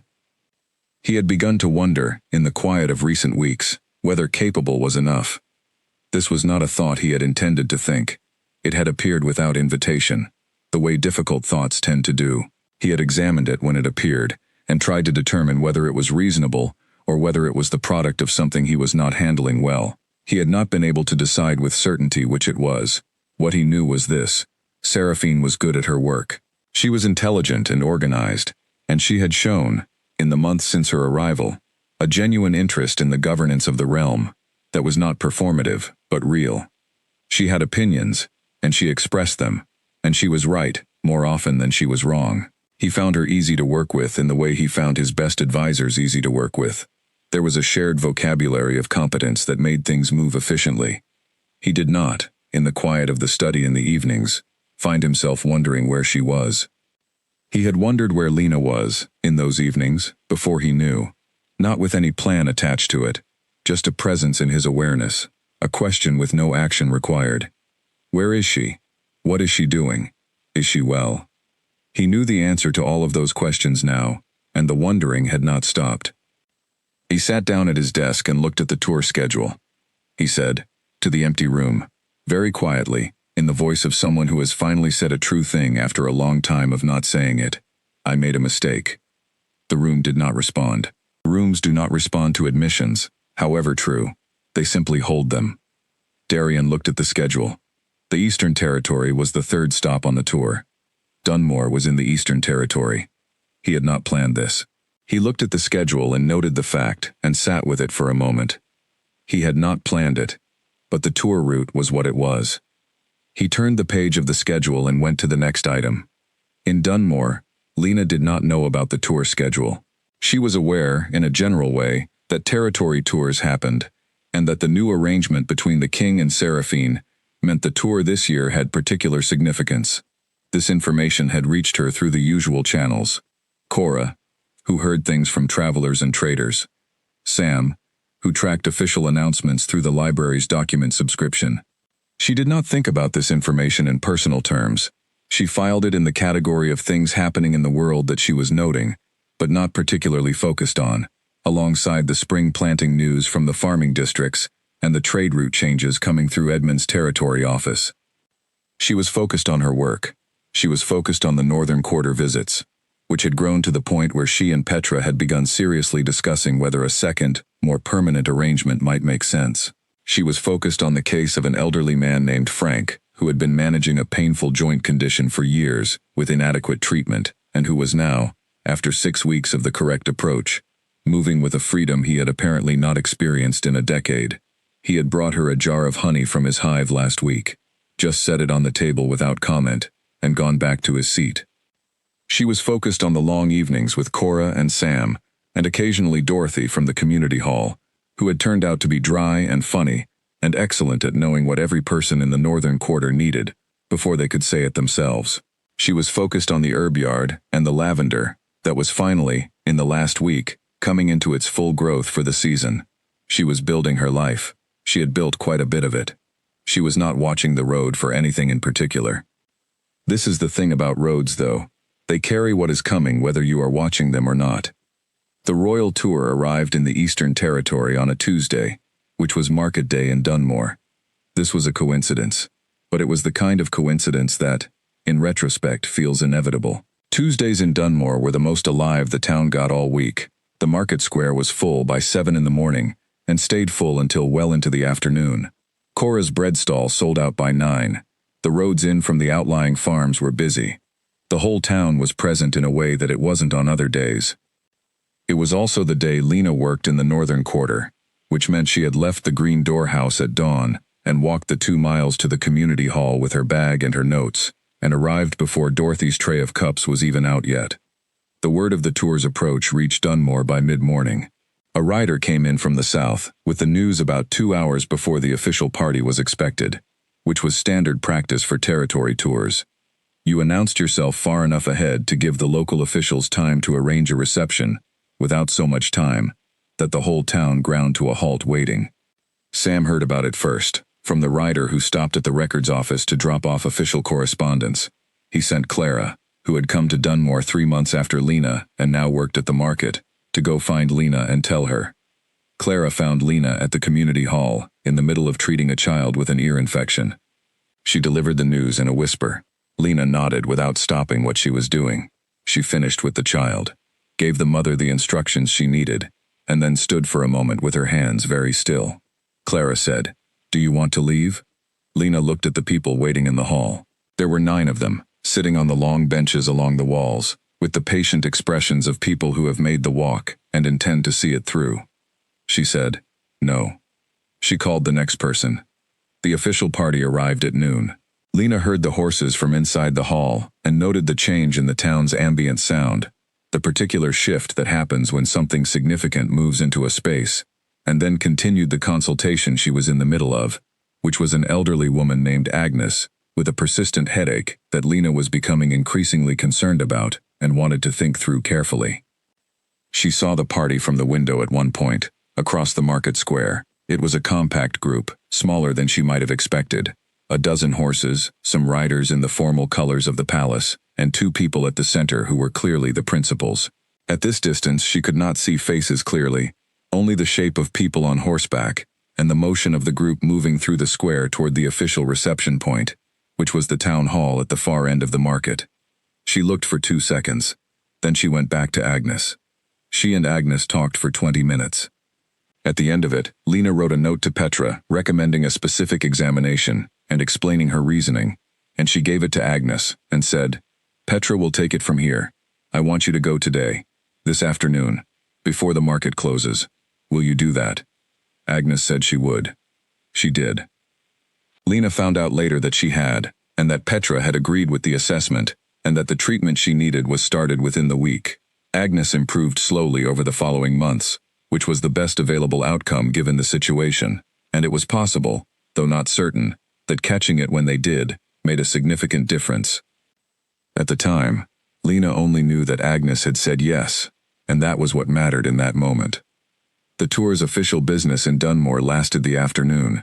There was a reception at the town hall, a meeting with Lord Edmund and the local council, a brief public address in the market square. Lena heard the address from the community hall, the words indistinct but the voice clear enough to identify across the distance. She did not move to the window. She called the next patient. The party stayed in Dunmore overnight at the inn, which was the largest building available. By the time Lena walked back from the community hall in the early evening, the market square was quieter, the stalls mostly closed, the day's business done. A few people were still gathered near the inn, watching the lighted windows with the specific interest that people have in things they do not often get to see. Cora was waiting at the Green Door when Lena got back. She had brought bread and a jar of the apple preserve that Lena particularly liked, and she had the expression of someone who has decided to be practical about something that is not entirely practical. She said, "How are you?" Lena said, "Hungry. Come in." They ate bread and apple preserve at the kitchen table. Petra was in the back, presumably asleep, or close to it, the way she was by early evening most days. Cora said, "I saw the party come through." Lena said, "Yes." Cora said, "She is very put together." Lena understood that this referred to Seraphine. She thought for a moment. She said, "She looks like someone who knows exactly what is expected of her and is very good at providing it." Cora said, "Is that an insult?" Lena considered. She said, "No. I meant it plainly. It is a real skill, and not everyone has it." Cora was quiet for a moment. Then she said, "You know you don't have to see him if you don't want to. The tour moves on tomorrow." Lena said, "I know." She ate a piece of bread. She said, "I am not hiding. I am just not going looking for it." Cora said, There's a difference. Lena said, yes. The next morning, Lena was at Petra's herb yard when Sam arrived at the front door. She heard voices and came around. Sam said, he's asking to see you. He said it without preamble because Sam had learned that Lena preferred direct information to carefully manage delivery. Lena said, who is asking? Sam said, the king, officially, through Edmund's office. He's sending a message through the formal channel, saying he wishes to speak with you before the party leaves, if you are willing. The morning was quiet. Somewhere in the yard, a bee was doing something in the lavender. The sound of it was very present. Lena said, when does the party leave? Sam said, mid-morning, so within the next 2 hours. She thought about the letter she had written to Helen. I am building a life here, and that is not subject to review. She had meant it. She still meant it. She also thought about the drawer in his study with the checkpoint reports. She thought about the supplies that had arrived in the crates without a sender's name. She thought about Helen's letter and the formal channel, and the careful, precise way the request had come, through official routes, at a time she could refuse. Asked in the form of a question rather than a summons. She thought, this is not a man who has changed. I don't know what he is yet, she thought, but I am not afraid of him. She said to Sam, tell them yes. She went inside, and washed the soil from her hands, and put on her everyday coat. Not her good one. She was not dressing up for this. She was simply going to have a conversation. The town hall was a 10-minute walk. Lena walked it steadily. The morning was crisp and clear, the kind of spring morning that makes the world feel new, even when you know it is only technically new, rather than substantially changed. She arrived at the town hall. Edmund's deputy, a young man who looked extremely conscious of the significance of the moment, in a way that Lena found slightly exhausting, showed her to the side room where she had been told the meeting would be. She opened the door. Darian was standing by the window. He was alone. There were 2 chairs in the room, and a small table with 2 cups of water on it, which told her that someone had arranged this carefully enough to think about small things like water. He was not in the full formal touring dress she had seen at a distance yesterday. He was in the practical dark clothing he wore for working days, the kind she recognized from mornings in the palace when he came early to the study before the official day began. He turned when she came in. They looked at each other across the room. She waited. He said, thank you for coming. She said, you asked formally. That was appropriate. He was quiet for a moment. She watched him with the same calm steadiness she had brought to every difficult thing over the past year, which was the steadiness she had built from nothing, one day at a time, in the month since she had left. He said, you look well. She said, I am well. He said, I have heard about your work here. She said, yes. I assumed the reports were reasonably thorough. Something moved in his face. It might have been the beginning of something that looked like what she would have called pain, if she had been inclined to name it. He said, Lena, she said, I will not make this easy for you. That is not me being unkind. That is me being honest. He said, I know. He was quiet for another moment. Then he said, I made a mistake. More than one. I am not going to pretend otherwise. She said, I know that too. She sat down in one of the chairs, because she had been on her feet since dawn, and standing to have this conversation was not necessary. She picked up one of the cups of water and drank from it. She said, what are you asking me? He said, I don't know yet. I know what I want to ask. I don't know if I have any right to ask it. She looked at him. She said, you should know that I meant what I wrote to Helen. I am not going back to the palace. This is my life. I have built it here, and I am not leaving it. He said, I understand. She said, and you are bonded. To Seraphine. The ceremony was complete. He said, yes. She said, so what you are asking for, whatever it is, exists inside those realities. They don't go away, because you have decided you made a mistake. He said, I know. She said, say what you're asking. He sat down in the other chair. He sat across from her and looked at her with the expression she had never quite been able to read, the one she had studied for 4 years, across rooms and tables and the full length of the great hall. But she was closer to him now than she had ever been in those 4 years, sitting directly across from him with a small table between them and 2 cups of water, and the spring light coming through the window.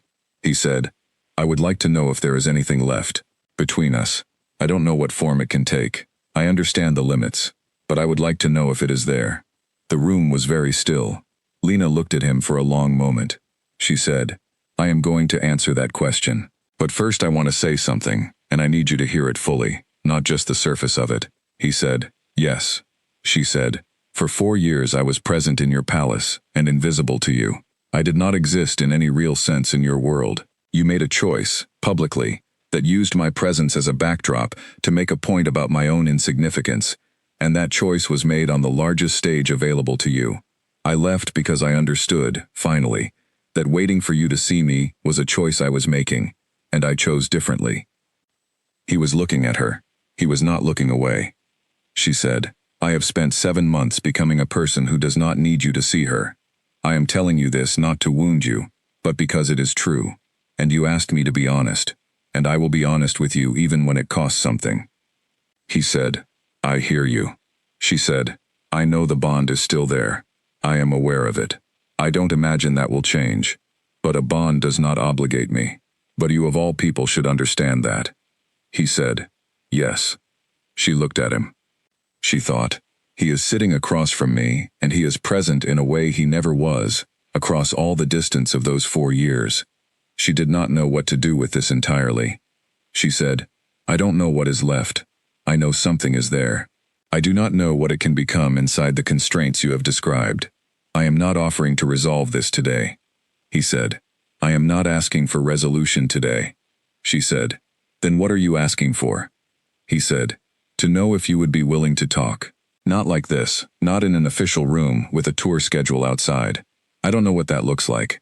I know it is complicated, and I know you have every reason to say no." The bee was back in the lavender somewhere outside the window. Lena could hear it faintly. She thought about what she had built. She thought about Petra and Cora and Sam and Dorothy and Frank with his jar of honey and Agnes and the community hall and the northern quarter and the herb yard and the lavender and everything she had made from nothing. None of that would change. She would not trade any of it for any version of what she had had before. That much was not a question.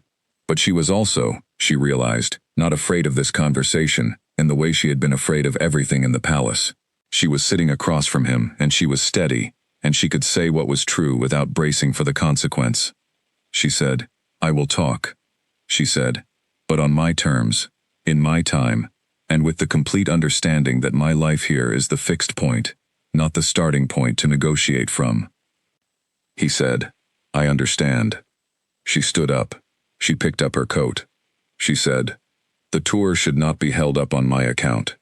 He stood. He looked at her. He said, "Thank you." She did not say "you are welcome," because it was not quite that simple. She said, "I'll let you know." She went to the door. She opened it. She walked back out into the spring morning and down the road toward the green door. Behind her, the tour party's horses were being readied in the town square. In the inn window, a curtain moved. She did not look back to see who was watching. She walked steadily, the way she always walked. She went home. The tour continued. It had to. Darian rode out of Dunmore at mid-morning alongside Seraphine and the rest of the official party, and they moved on toward the next stop, which was the market town of Holloway, 2 territories north. The roads in the eastern region were good this time of year, firm and dry, and they made reasonable time. Seraphine rode beside him without pressing for conversation. She had a quality that Darian had noticed early in their acquaintance and continued to appreciate. She understood the value of silence and did not feel obligated to fill it. They rode for an hour before she said anything, and what she said was practical. She asked about the afternoon schedule for Holloway, and he answered, and they discussed it briefly, and then were quiet again. He thought about the room in the town hall, the 2 chairs, the cup of water that Lena had picked up and drunk from, with the completely unself-conscious practicality of someone going through a difficult conversation, while also being a person with a body that needed water. This detail had lodged in his mind with specific clarity, the practicality of it, the groundedness. She had not been performing anything for him. She had been exactly who she was, in a room, having a real conversation. He had not known, before this morning, how much he had needed to see that she was all right. Not in the reported sense. The checkpoint reports, Helen's notes, the supply arrangement. In the actual sense. With his own eyes, in the same room, she was all right. But she was more than all right. She had the specific, solid quality of a person who has stopped waiting for something and started living, and it was the most substantial thing he had seen in a long time. Seraphine said, after another 30 minutes of writing, "I take it the meeting went as expected," he said. "What did you expect?" She said. "That she would be direct, and that she would not give you what you were hoping for, in the way you were hoping for it, but that she would leave a door open." He looked at her. She said, "I have been paying attention, and I have been in the palace long enough to understand that the situation is more complicated than a simple administrative matter." He said, "Seraphine." She said, "I am not angry. I want to be clear about that. I am not asking for an apology either. I am saying that I have been aware of the situation, and I would rather we talk about it plainly than not." They rode for another few minutes. He said, "I did not intend for things to become complicated in this way." She said, "I know. I believe that. I also think that intending and becoming are two different things, and the becoming is what matters now." He said, "I don't know what I am asking of you." She said, "I know that too. I think you should figure it out before you ask anything of either of us." This was, he thought, one of the most reasonable things anyone had said to him in years. He said, "Yes." She said, "Good." They rode into Holloway in the afternoon, and the reception was ready, and the local lord was ready, and the schedule proceeded as planned, and they both performed their roles precisely, and without anything being visibly wrong, because they were both people who had been trained to function under pressure, and who understood that personal complexity and professional function were not required to collapse into each other. In the evening, after the formal dinner, Seraphine went to her room, and Darian went to his, and he sat at the small writing desk and wrote a letter to Helen. The letter said, "I need you to begin reviewing the legal documentation around the territory Omega classification laws. Specifically, I want to know what reforms are possible within the current administrative framework, and what reforms would require the Lord's formal approval. I want this on my desk within 2 weeks." He looked at the letter. He added, "This review is to proceed without public announcement until I have reviewed the findings." He sent it. He sat at the desk for a while after. He was not thinking about Lena specifically, or rather, he was thinking about her in the broader sense, in the sense of what her existence had made clear to him about the structure he had been operating inside without examining. He had accepted the Omega classification because it was part of the realm's structure, and he had been ruling within that structure, not questioning it, which was a failure of attention he was only now naming clearly. Lena had been assigned a value by the structure before anyone had bothered to find out who she actually was, and the structure's valuation of her had been so complete and so accepted that even he, who was the structure's primary authority, had taken it as a given and built his behavior on top of it without examining the foundation. What she was, in actual fact, was a person who had walked into nothing with a small bag and no support, and had built a practice and a community and a life in 7 months. What she was, in actual fact, was someone who had known more about his governance than most of his junior advisors, and had never been asked for that knowledge because no one had thought to ask. These were not small things. These were things that, had he been paying attention to the person rather than the category, he would have known. He had not been paying attention. He was paying attention now. The letter to Helen set off a process that moved quietly through the following weeks. Helen was efficient, as she was efficient in everything, and she returned the initial findings within 10 days, a dense document that mapped the current legal framework of the Omega classification system, identified the specific points where reform was possible via administrative action versus those requiring Lord approval, and noted several precedents from older realm law that might offer pathways currently being underused. Darian read the document 3 times. He requested a meeting with Helen. She came to the study, and they worked through the document together over the course of 2 hours, which was more time than he usually gave to any single topic. Helen answered his questions precisely, and offered analysis where he asked for it, and stayed quiet when he was thinking, which was one of the reasons he had kept her as his chief advisor for 7 years. At the end of the meeting he said, "Start drafting." I want a reform proposal that covers the classification structure, the residency documentation, and the formal rights structure. I want it comprehensive, not incremental. Helen said, "This will require the Lord Council." He said, "Yes, that is the plan," she said. "Some of them will resist." He said, "Yes, I have managed resistance before." She said, "This is larger than most of what you have asked the council to accept." He said, "I know." She looked at him for a moment, with the expression she wore when she had an observation to make that was outside the usual advisory scope. She said, "Can I say something personal?" He said, "Yes." She said, "I think this is the right thing to do. I thought it was the right thing to do before this situation. I am glad that you are doing it. I want to be sure you are doing it for the right reasons." He said, "What do you mean?" She said, "I mean that reform that is motivated by personal reckoning can produce good law just as well as any other kind. But I want you to be clear with yourself about the fact that the law change and the personal situation are two separate things that must both be addressed separately and both be resolved on their own terms. Fixing the law does not fix the other matter, and the other matter cannot be resolved by fixing the law." Darian looked at her. "I know," she said. "I know," she said. "Good." She went back to work. He sat with what she had said for the rest of the afternoon. It was true.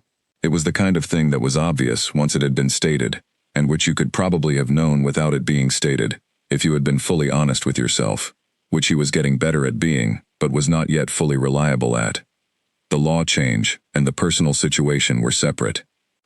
The personal situation was, he had spent 4 years dismissing a person who should not have been dismissed, had made a public decision that had hurt her in the clearest possible terms, and had subsequently realized the scale of his error at the point when she was no longer present to receive the realization. She had left, built a life, told him plainly what the limits were, and offered, generously, more than he probably deserved, which was a door that remained open in some form, that neither of them had yet defined. He did not know what the door opened into. He did not think she knew either. He thought she was right, that it could not be resolved in a single morning in a town hall room with the tour schedule waiting outside. He wrote Lena a letter that evening. It was not an official letter. It was a personal one. It was not long. It said, "I have been thinking about what you said. I wanted to tell you that I heard it. All of it. Not just the parts that were easier to hear. I am not asking for anything by writing this. I am writing because you said you would let me know, and I want you to know that I am here, and that I understand what your terms are, and I intend to meet them, rather than ask you to change them." He sealed it and sent it by personal courier, not through the official channel. He did not expect a quick response. He did not need one. In Dunmore, the letter arrived on a Thursday evening, which was Lena's book cataloging evening with Sam. She found it on the table when she got home. She made herself a cup of tea before she opened it. She read it. She read it again. She put it down on the table. She thought, "This is a man trying to learn something he should have known before, and it is not my job to grade his effort." But she also thought, "He heard what I said. I can tell from the letter that he heard it." She did not know yet what to do with the fact that he had heard her. 4 years in the palace, of being largely unheard, had made hearing feel significant, in a way she was still calibrating. She finished her tea. She left the letter on the table. She did not write back that night, or the next night. She wrote back on Sunday, after her morning in the herb yard. She sat at the kitchen table and wrote, "I received your letter. I am glad you heard what I said. I am still thinking. I will write again when I have more to say." She sent it. She went back to work. There was a woman coming in at noon, with a difficult situation that Lena had been thinking about all week. She reviewed her notes. She thought about the case carefully, from the beginning, the way Petra had taught her to think, without assuming she already knew the conclusion before she had gathered all the information. She was ready by noon. She went to the door and let the woman in. The letters continued. This was not something either of them had formally agreed to. It simply happened, in the way that things which are necessary tend to happen when people stop preventing them. One letter, then another, then the expectation of another. By midsummer, there was a rhythm to it. Darian wrote once a week. Lena wrote when she had something to say, which was sometimes once a week, and sometimes twice, and once was 3 weeks, because she was navigating a complicated month, and did not want to write something she had not thought through. The letters were not what she had expected. She had expected them to be either formal or pressured, either the careful administrative voice she associated with the palace, or something that pushed toward a resolution she had not offered. They were neither. They were, in the plain sense of the word, correspondence. One he wrote about the things he was working on. The reform proposal, which had gone to the Lord Council and produced exactly the pushback Helen had predicted. The Northern Territories, where the grain situation from 2 years ago had created a downstream economic problem that he was trying to address without the blunt instruments that were the most available option. A book he had been reading, a history of the outer settlements, that had apparently made him aware of how little of the realm's actual experience reached the capital in any accurate form. She wrote back about her work, about Frank, whose joints had continued to improve, and who now, according to Cora, had started attending the weekly social gathering at the community hall for the first time in years. About Agnes, whose situation had stabilized and who was managing with the new treatment, and who brought Petra a small wrapped package of biscuits once a month as thanks, which Petra received without comment, but ate with evident appreciation.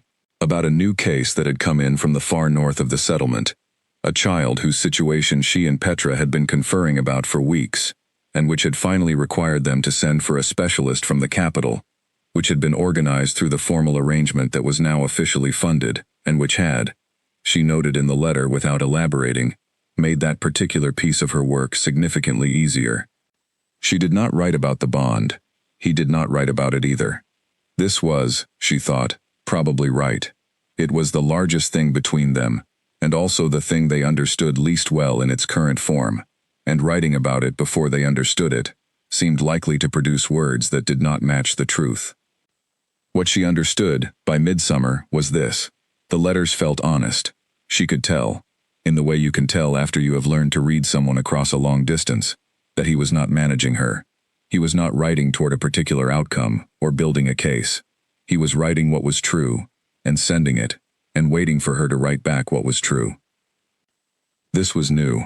This was different from anything she had experienced in the palace, where even the small interactions had been weighted with the specific gravity of who she was, in relation to who he was, and what that meant in the context of the structure they were both living inside. She thought, he is talking to me the way you talk to a person. She thought, it took him a long time to get there. She thought, yes, and here we are. The Lord Council met on the reform proposal in late summer. Darian had spent 3 months preparing for this meeting, which was, by Helen's account, more thorough preparation than he had brought to almost any previous council event. He had met individually with 11 of the 15 lords before the formal session. He had read every objection that had come through official channels and had prepared specific responses. He had identified the 2 or 3 lords who might be persuaded to shift and had spent time understanding exactly what would be required to persuade them. The council session ran 2 days. The first day was difficult. The objections were significant, and several of the lords were genuinely opposed rather than diplomatically resistant, which required a different kind of management.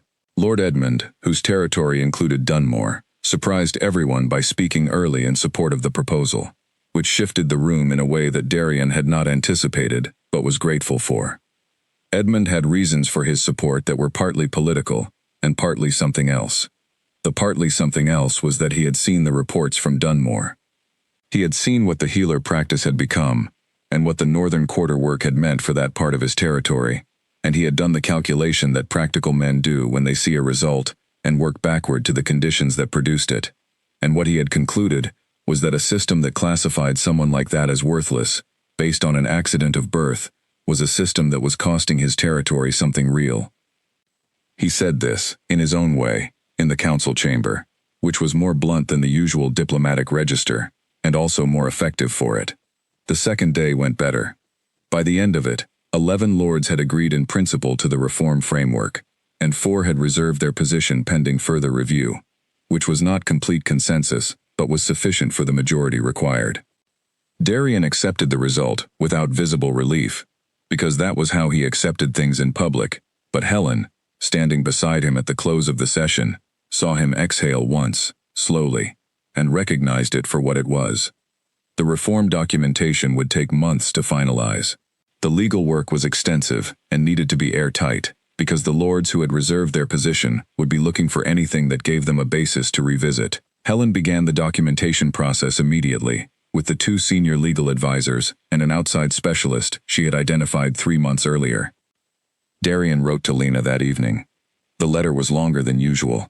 He described the council session. He did not make it sound better than it had been. He said there were 4 lords who had not agreed, and that this would require ongoing management. He said the documentation process was going to be long. He said, "I want you to know that this is not done. It will not be done quickly, but it is moving, and I intend to see it through." Then he said, "I also want to say, separately from the above, that I have been thinking about what you said at the beginning of our letters, about the years in the palace and what they cost you. I have not stopped thinking about it. I do not have a response that covers what was done. I only have what I am doing now, which is something, but I understand if it does not feel sufficient. I am not writing this to ask for anything. I am writing it because it is true, and you have told me to be honest, so I am being honest." Lena received this letter on a Thursday. She read it at the kitchen table, after the last patient of the day had left. Petra had gone to bed. The yard was dark outside the window. She thought about the letter for 3 days before she wrote back. She wrote, "I have read your letter twice. I want to say something carefully. I am not waiting for you to do enough. There is no amount of reform work or honest letters that covers the accounting, and if I were keeping one, we would both be stuck in it for a long time. I am not keeping one. I am not measuring. I am simply living my life and talking to you and deciding, week by week, what I think and what I want and what I am willing to offer." She said, "What I can tell you is that the letters mean something to me, not because they are evidence of change, though they may be that too, but because they feel honest, and honest was something I did not have enough of for a long time." She said, "Keep writing." She sent it. She went to bed. The reform documentation moved through the late summer and into early autumn, which was when the second major challenge arrived. This one came from an unexpected direction. 2 of the lords who had initially agreed in principle had been approached by House Cauldron, Seraphine's family, with concerns about the reform's implications for the existing social structure of the realm. This was, Helen said, when she brought it to Darian, a more complicated situation than the first round of objections. He said, "Explain." She said, "House Cauldron has significant relationships with 3 of the 11 supporting lords. If they apply sufficient pressure, those 3 may reconsider their position, which would change the majority." He said, "Why is House Cauldron interested in this?" Helen said, "That is the question I have been trying to answer." She had been trying to answer it for 3 days. The answer she had arrived at was not entirely political. It was personal, in the specific way that political things often are when you look closely enough. She said, "I believe, based on what I have been able to find, that House Cauldron is aware of the nature of the correspondence between you and Lena." Darian was very still for a moment. He said, "How?" Helen said, "I am not certain, but Seraphine has her own information networks, and she has been in the palace long enough to understand how information moves. I do not believe she shared this with her house. I believe her house discovered it independently, possibly through one of the lords on the tour route, who was aware of the Dunmore meeting." Darian said, "And Seraphine." Helen said, "I think you need to talk to Seraphine." He said, "Yes." He found Seraphine in her study that afternoon. She was working, as she usually was, a correspondence stack on one side and the week's official schedule on the other. She looked up when he came in. He said, "Can we talk?" She said, "Yes." "Close the door." He sat down. He said, "I believe your house is attempting to influence the Lord Council on the reform proposal." She looked at him. He said, "I do not believe you asked them to." She said, "I did not. I am going to have to deal with that, and I am going to need you to not make it harder by taking official action against them before I have had the chance to speak with them." He said, "I will give you a week." She said, "Thank you." Then she said, "And the other matter?" He said, "Yes." She said, "I have been thinking for some time about what I want to say about this, and I have decided the honest thing is the right thing." She looked at him directly. She said, "I think we can build something real here, you and I. I believe that. I also think that building something real requires complete honesty about what is actually true, and the truth is, that there is something unresolved between you and that woman in Dunmore that will not resolve itself simply because we ignore it. He said, I know. She said, I am not asking you to make a choice today. I am not issuing an ultimatum.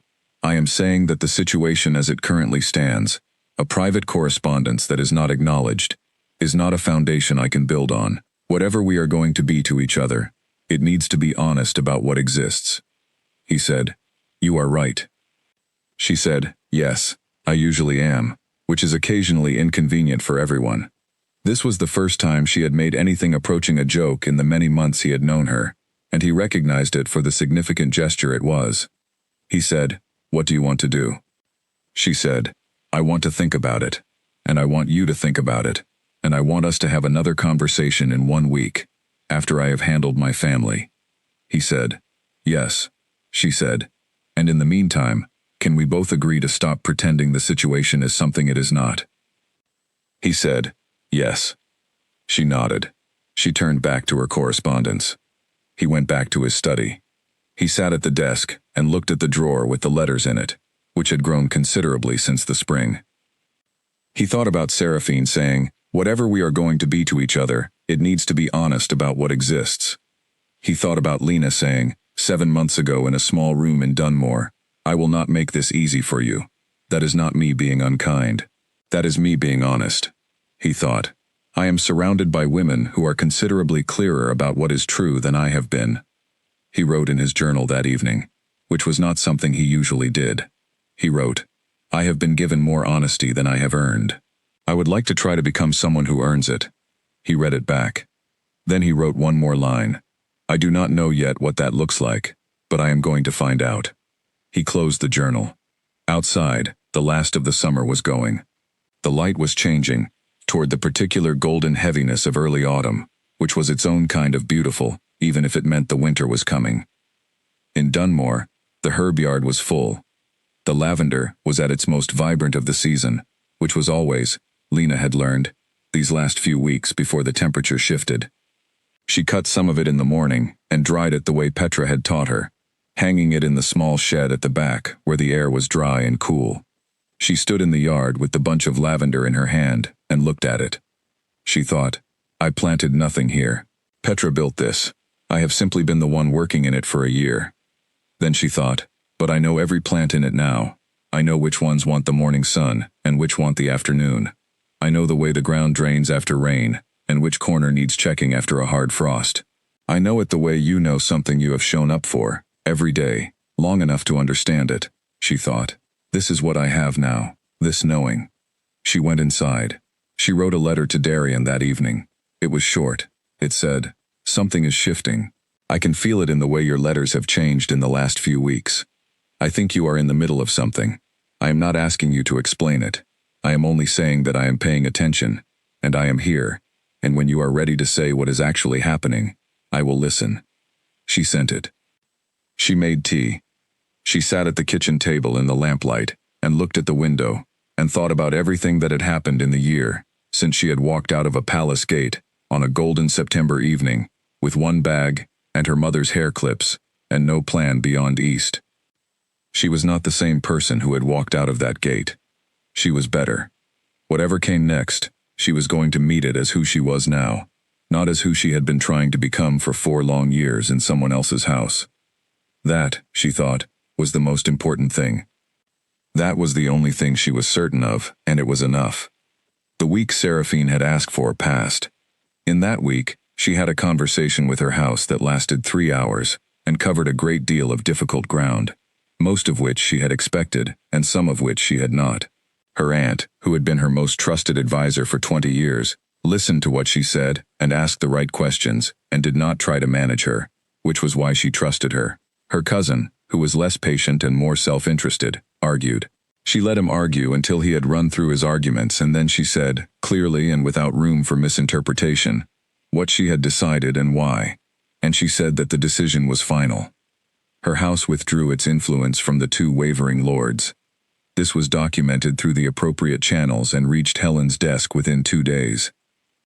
On the 7th day, Seraphine found Darian in the study and said, I have handled it. Your reform majority is intact. He said, Thank you. She said. I want to say what I have been thinking. He said. Please. She came and sat in the chair across from his desk. She sat with the same straight, composed posture she always had. But something in her face was different, more open than her usual careful neutrality. Not by a large amount, but perceptibly. She said, I have been in this palace for 8 months, and I have thought carefully about what I want it to be. And I have come to the conclusion that I want it to be something honest. She said, the arrangement between us was made for political reasons, and those reasons are sound, and I do not regret agreeing to it. But I am not a person who can live in a house built on a misrepresentation, and the current situation is a misrepresentation, not because of what is happening, but because of what we are pretending is not happening. She said, I think you need to go to Dunmore. He looked at her. She said, I do not mean what I think you think I mean. I am not releasing you from the bond or dissolving the arrangement. I am saying that there is an unfinished thing, and you will not be fully present to anything else until it is addressed. And I need you to be fully present, for the realm and for the work we are trying to do together. She said, go. Finish the conversation properly. Come back and tell me what it means, and then we can figure out what comes next, all three of us, as honestly as possible. He said, Seraphine. She said, do not tell me I am being generous. I am being practical. I have found that the difference is often not as large as people assume. He said, you are a remarkable person. She said, yes, you are welcome for that. She stood up. She smoothed her jacket. She said, I will manage the council correspondence while you are gone. Helen will know what needs signing. She left. Darian sat alone in the study for several minutes. Then he told Helen to arrange a trip. Not a tour, not an official visit. A private ride to the Eastern Territory. 3 days, there and back. No formal notice sent ahead. Helen said, will you want me to notify anyone? He said, no. She did not say anything else. She arranged the horses. He left 2 days later, on a Tuesday morning, which he did not know, until he was already on the road, was market day in Dunmore. He arrived in the early afternoon. He rode in without announcement, with 2 guards who stayed at the edge of the market square, and tied his horse at the well, and walked across to the green door on Miller Street. It was not a community hall day. He knew this because he had been paying attention to the letters, which told him a great deal about her schedule if you read them carefully enough, and the Northern Quarter visits were Tuesdays and Thursdays. She would be at the practice. He knocked. The door was opened by an older woman with sharp eyes and the measured expression of someone who assessed situations before reacting to them. This would be Petra, he thought. He said, I am looking for Lena. My name is Darian. Petra looked at him for a long moment. She looked at him the way a person looks at something they have been waiting to form an opinion on, and have now been given the chance. She said, come in. She took him to the front room and said, wait here. She went to the back. He waited. The room was clean and organized, with shelves along one wall, holding an orderly arrangement of jars and containers, all labeled. There was a table with a chair on each side, and a lamp and a stack of notes, and a small window that looked into the yard. He looked at the yard. He could see the lavender along the south wall. It was deep summer purple, full and fragrant even from inside. Lena came through the back door. She stopped when she saw him. She looked at him with an expression he had spent 12 months learning to read more accurately, and what he read was, not surprised, but not unaffected either. She said, you didn't write ahead. He said, no. She said, why not? He said, because I wanted to come as myself, not as a message first. She looked at him for a moment. Then she said, sit down. They sat across from each other at the table, the same basic arrangement as the town hall room in the spring, but different. This was her space. The jars were hers. The notes were hers. The yard with the lavender was hers. He was the visitor here, which felt exactly right, and also, he thought, probably overdue. She said, Seraphine sent you. He said, Seraphine told me I should come. I decided to come because she was right. Lena said, what did she say? He told her, accurately, what Seraphine had said. He did not soften it or edit it. He reported it, the way he would report something he had been asked to communicate clearly. Lena listened. When he finished, she was quiet for a moment. She said, She is a more decent person than the circumstances required her to be. He said, yes, I have come to understand that. She said, what do you want to say to me that you could not say in a letter? He said, I want to say that I understand what I did and why it was wrong, not in the administrative sense or the political sense, in the actual sense. I failed to see a person who was present and asking to be seen. I treated an absence of objection as consent to continue. I made a public decision that used your dignity as a demonstration of something I wanted the court to understand about my intentions, and that was the specific cruelty of it, which I have thought about many times and do not intend to excuse. He said, I am not saying this to ask for forgiveness. I am saying it because it is true, and I wanted to say it directly to you instead of in a letter. The room was very quiet. Lena looked at him. She said, I hear you. She said it the way he had said it to her in the spring, with the weight of those 3 words meaning more than 3 words usually carry. She said, I want to say something to you in return. He said, yes. She said, I spent a year learning what it feels like to be a whole person, not a bond resident or an omega, or someone waiting to find out if they matter.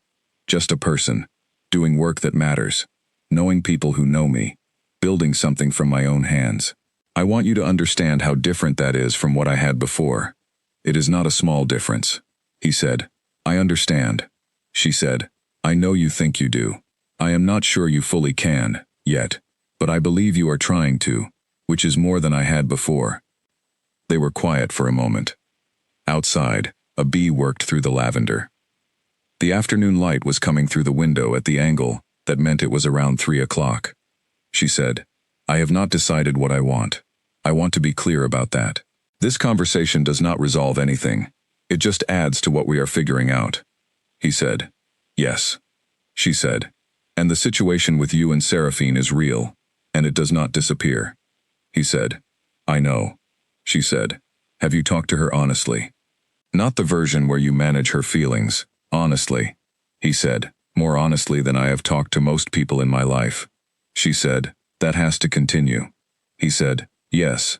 She looked at him for a long, steady moment. Then she stood up. She said, come and see the yard. He stood. He followed her through the back door into the herb yard. The lavender was extraordinary up close, thick and full, and very present in the way lavender is when it is growing well. The other herbs ran along in their rows, each one at its summer peak. Lena walked to the south wall and stood beside the lavender. She said, I did not plant this. Petra has been tending it for years, but I know it now, the way you know something you have worked beside, every day. He looked at it. She said, I also know the rosemary I planted in your kitchen garden. I know it is still growing there, probably better than when I left it, because rosemary does not require much. He said, it is. The gardener tends it. She said, good. She crouched down and touched one of the lavender stems lightly, the way she handled everything, with attention and without possessiveness. She said, I am going to tell you something true. He said, yes. She said, I do not want to go back to who I was. I will never go back to who I was, but I am not opposed to a future that includes you in some form, if that form is built honestly, and allows me to remain who I am now, here, doing what I do. I am not describing what that form is. I am saying I am not opposed to finding out. He said, that is more than I came here expecting.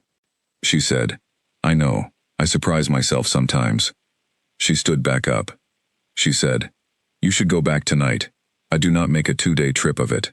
There is too much waiting for you there, and you have given me enough to think about for the next month. He said, yes. She walked him to the front of the house. At the green door, she stopped. She said, write to me. He said, yes. She said, and Darian. He turned. She said, the reform work. Finish it. Not for me. For the 1,000 people out there who are living the version of my old life that I got to leave, and who do not have a gate key to borrow, and a road to walk out on. Finish it for them. He held her eyes for a moment. He said, I will. She nodded. She opened the door. He walked to the market square and found his horse, and rode out of Dunmore in the late afternoon. He rode back toward the capital, thinking about what had been said, and what had not been said, and what still needed to be figured out, which was, honestly, most of it. But what had been said was enough to build on, which was different from before. Before, there had been nothing. Now there was the beginning of something that was honest at its foundation, which he understood, better now than he ever had, was the only foundation worth building on. In the practice on Miller Street, Lena stood in the front room for a moment after the door closed. Petra appeared from the back. She looked at Lena. She said, "Tea?" Lena said, "Yes." They made tea. They drank it at the kitchen table without saying much, because Petra was the kind of woman who understood that not everything needed to be talked about immediately, and Lena was the kind of woman who had learned to sit with things until she understood them well enough to say them right. After the tea, Lena went into the yard. She stood among the herbs in the long afternoon light that came golden over the roof of the shed and spread across the beds. She thought about everything. She thought about the girl who had sat on the edge of a bed in a small room in a palace and looked at her own hands and decided to leave. She thought about the road and George's barn in the rain and the market square in Dunmore in the morning. She thought about Petra's handshake and Cora's bread and Sam's library and Dorothy's tray of cups and Frank's jar of honey and Agnes's slow improvement. She thought about the supplies in the crates and the letters that came once a week and the conversation in the town hall room and the conversation today and everything in between. She thought, I do not know what comes next. She thought, I am not afraid of not knowing. She bent down and checked the moisture in the soil near the lavender's base, which was exactly right, not too dry and not too wet. She pressed her fingertips into the earth and felt it, cool and fine and real. She thought, I am here. I am exactly here. She stood up and brushed the soil from her hands. The evening was coming in softly from the east, bringing with it the smell of the fields and the distant cool of the coming night. Somewhere in the settlement, children were calling to each other the way children do at this hour, that particular sound of outdoor play, running out of light. Lena listened to it. She stayed in the yard until the light was gone. Then she went inside, where the lamp was warm and the tea things were still on the table, and Petra was reading in the back room, and the whole small house was just exactly itself, nothing more and nothing less, a place she knew, and had chosen, and would keep choosing. Every morning she woke up in it. The realm, that same evening, was doing what realms do, continuing. The lords were managing their territories. The reform documentation was moving through its legal process, slowly but forward. Seraphine was at the high table, reviewing the week's correspondence with Helen, who she had developed a working relationship with that was efficient and occasionally, in the most restrained way possible, warm. The kitchen garden in the palace still had the rosemary along the south wall, growing well in the last of the summer warmth. The story that people would tell, in the years ahead, was the version where a king sent half the realm looking for a woman who had left. That version was dramatic and had the shape of a legend, which was why people told it. It made a certain kind of sense that stories make, which is not quite the same as the sense that lives make. The version that was true was less dramatic and more difficult, and considerably more interesting. It was the story of a woman who had decided to leave before anyone sent anyone looking, who had walked out on her own terms and built a life on her own terms, and had the conversation, when it came, on her own terms. Whose terms were not soft and were not cruel, and were simply honest, which was the hardest thing to be, and also the most durable. It was also, in part, the story of a man who had to lose something before he could see it, and who had done, slowly and imperfectly, and with more help than he deserved, the work of learning to see better. Whose story was not yet finished, whose story never quite finished, because that is the way it is with people who are genuinely trying to change. The work does not end, it just becomes something you carry differently. And it was the story of Seraphine, who had done the decent thing not because it cost her nothing, because it cost her quite a bit, but because she had decided that honesty was the only thing worth building on, and she intended to build on it. 3 people, in the complex arrangement that life had placed them in, choosing to be honest instead of managed. This was not a legend. It did not have a clean ending. It had what real things have, a next day, and then another one, and then the slow accumulation of days into something that, looked at from enough distance, might be called a life. Lena woke up on Wednesday morning before dawn, the way she always did. She got dressed, layering the way she had learned to do in the cold months, and kept doing, because it was a good habit. She went to the kitchen and put the water on. She looked out the window at the herb yard, dark and still in the pre-dawn. The lavender was there. She could not see it yet, but she knew exactly where it was. The water began to boil. She made her tea, and stood at the window, and waited for the light. It came, the way it always came, slowly, and then all at once. She picked up her cup and her notes, and went to work.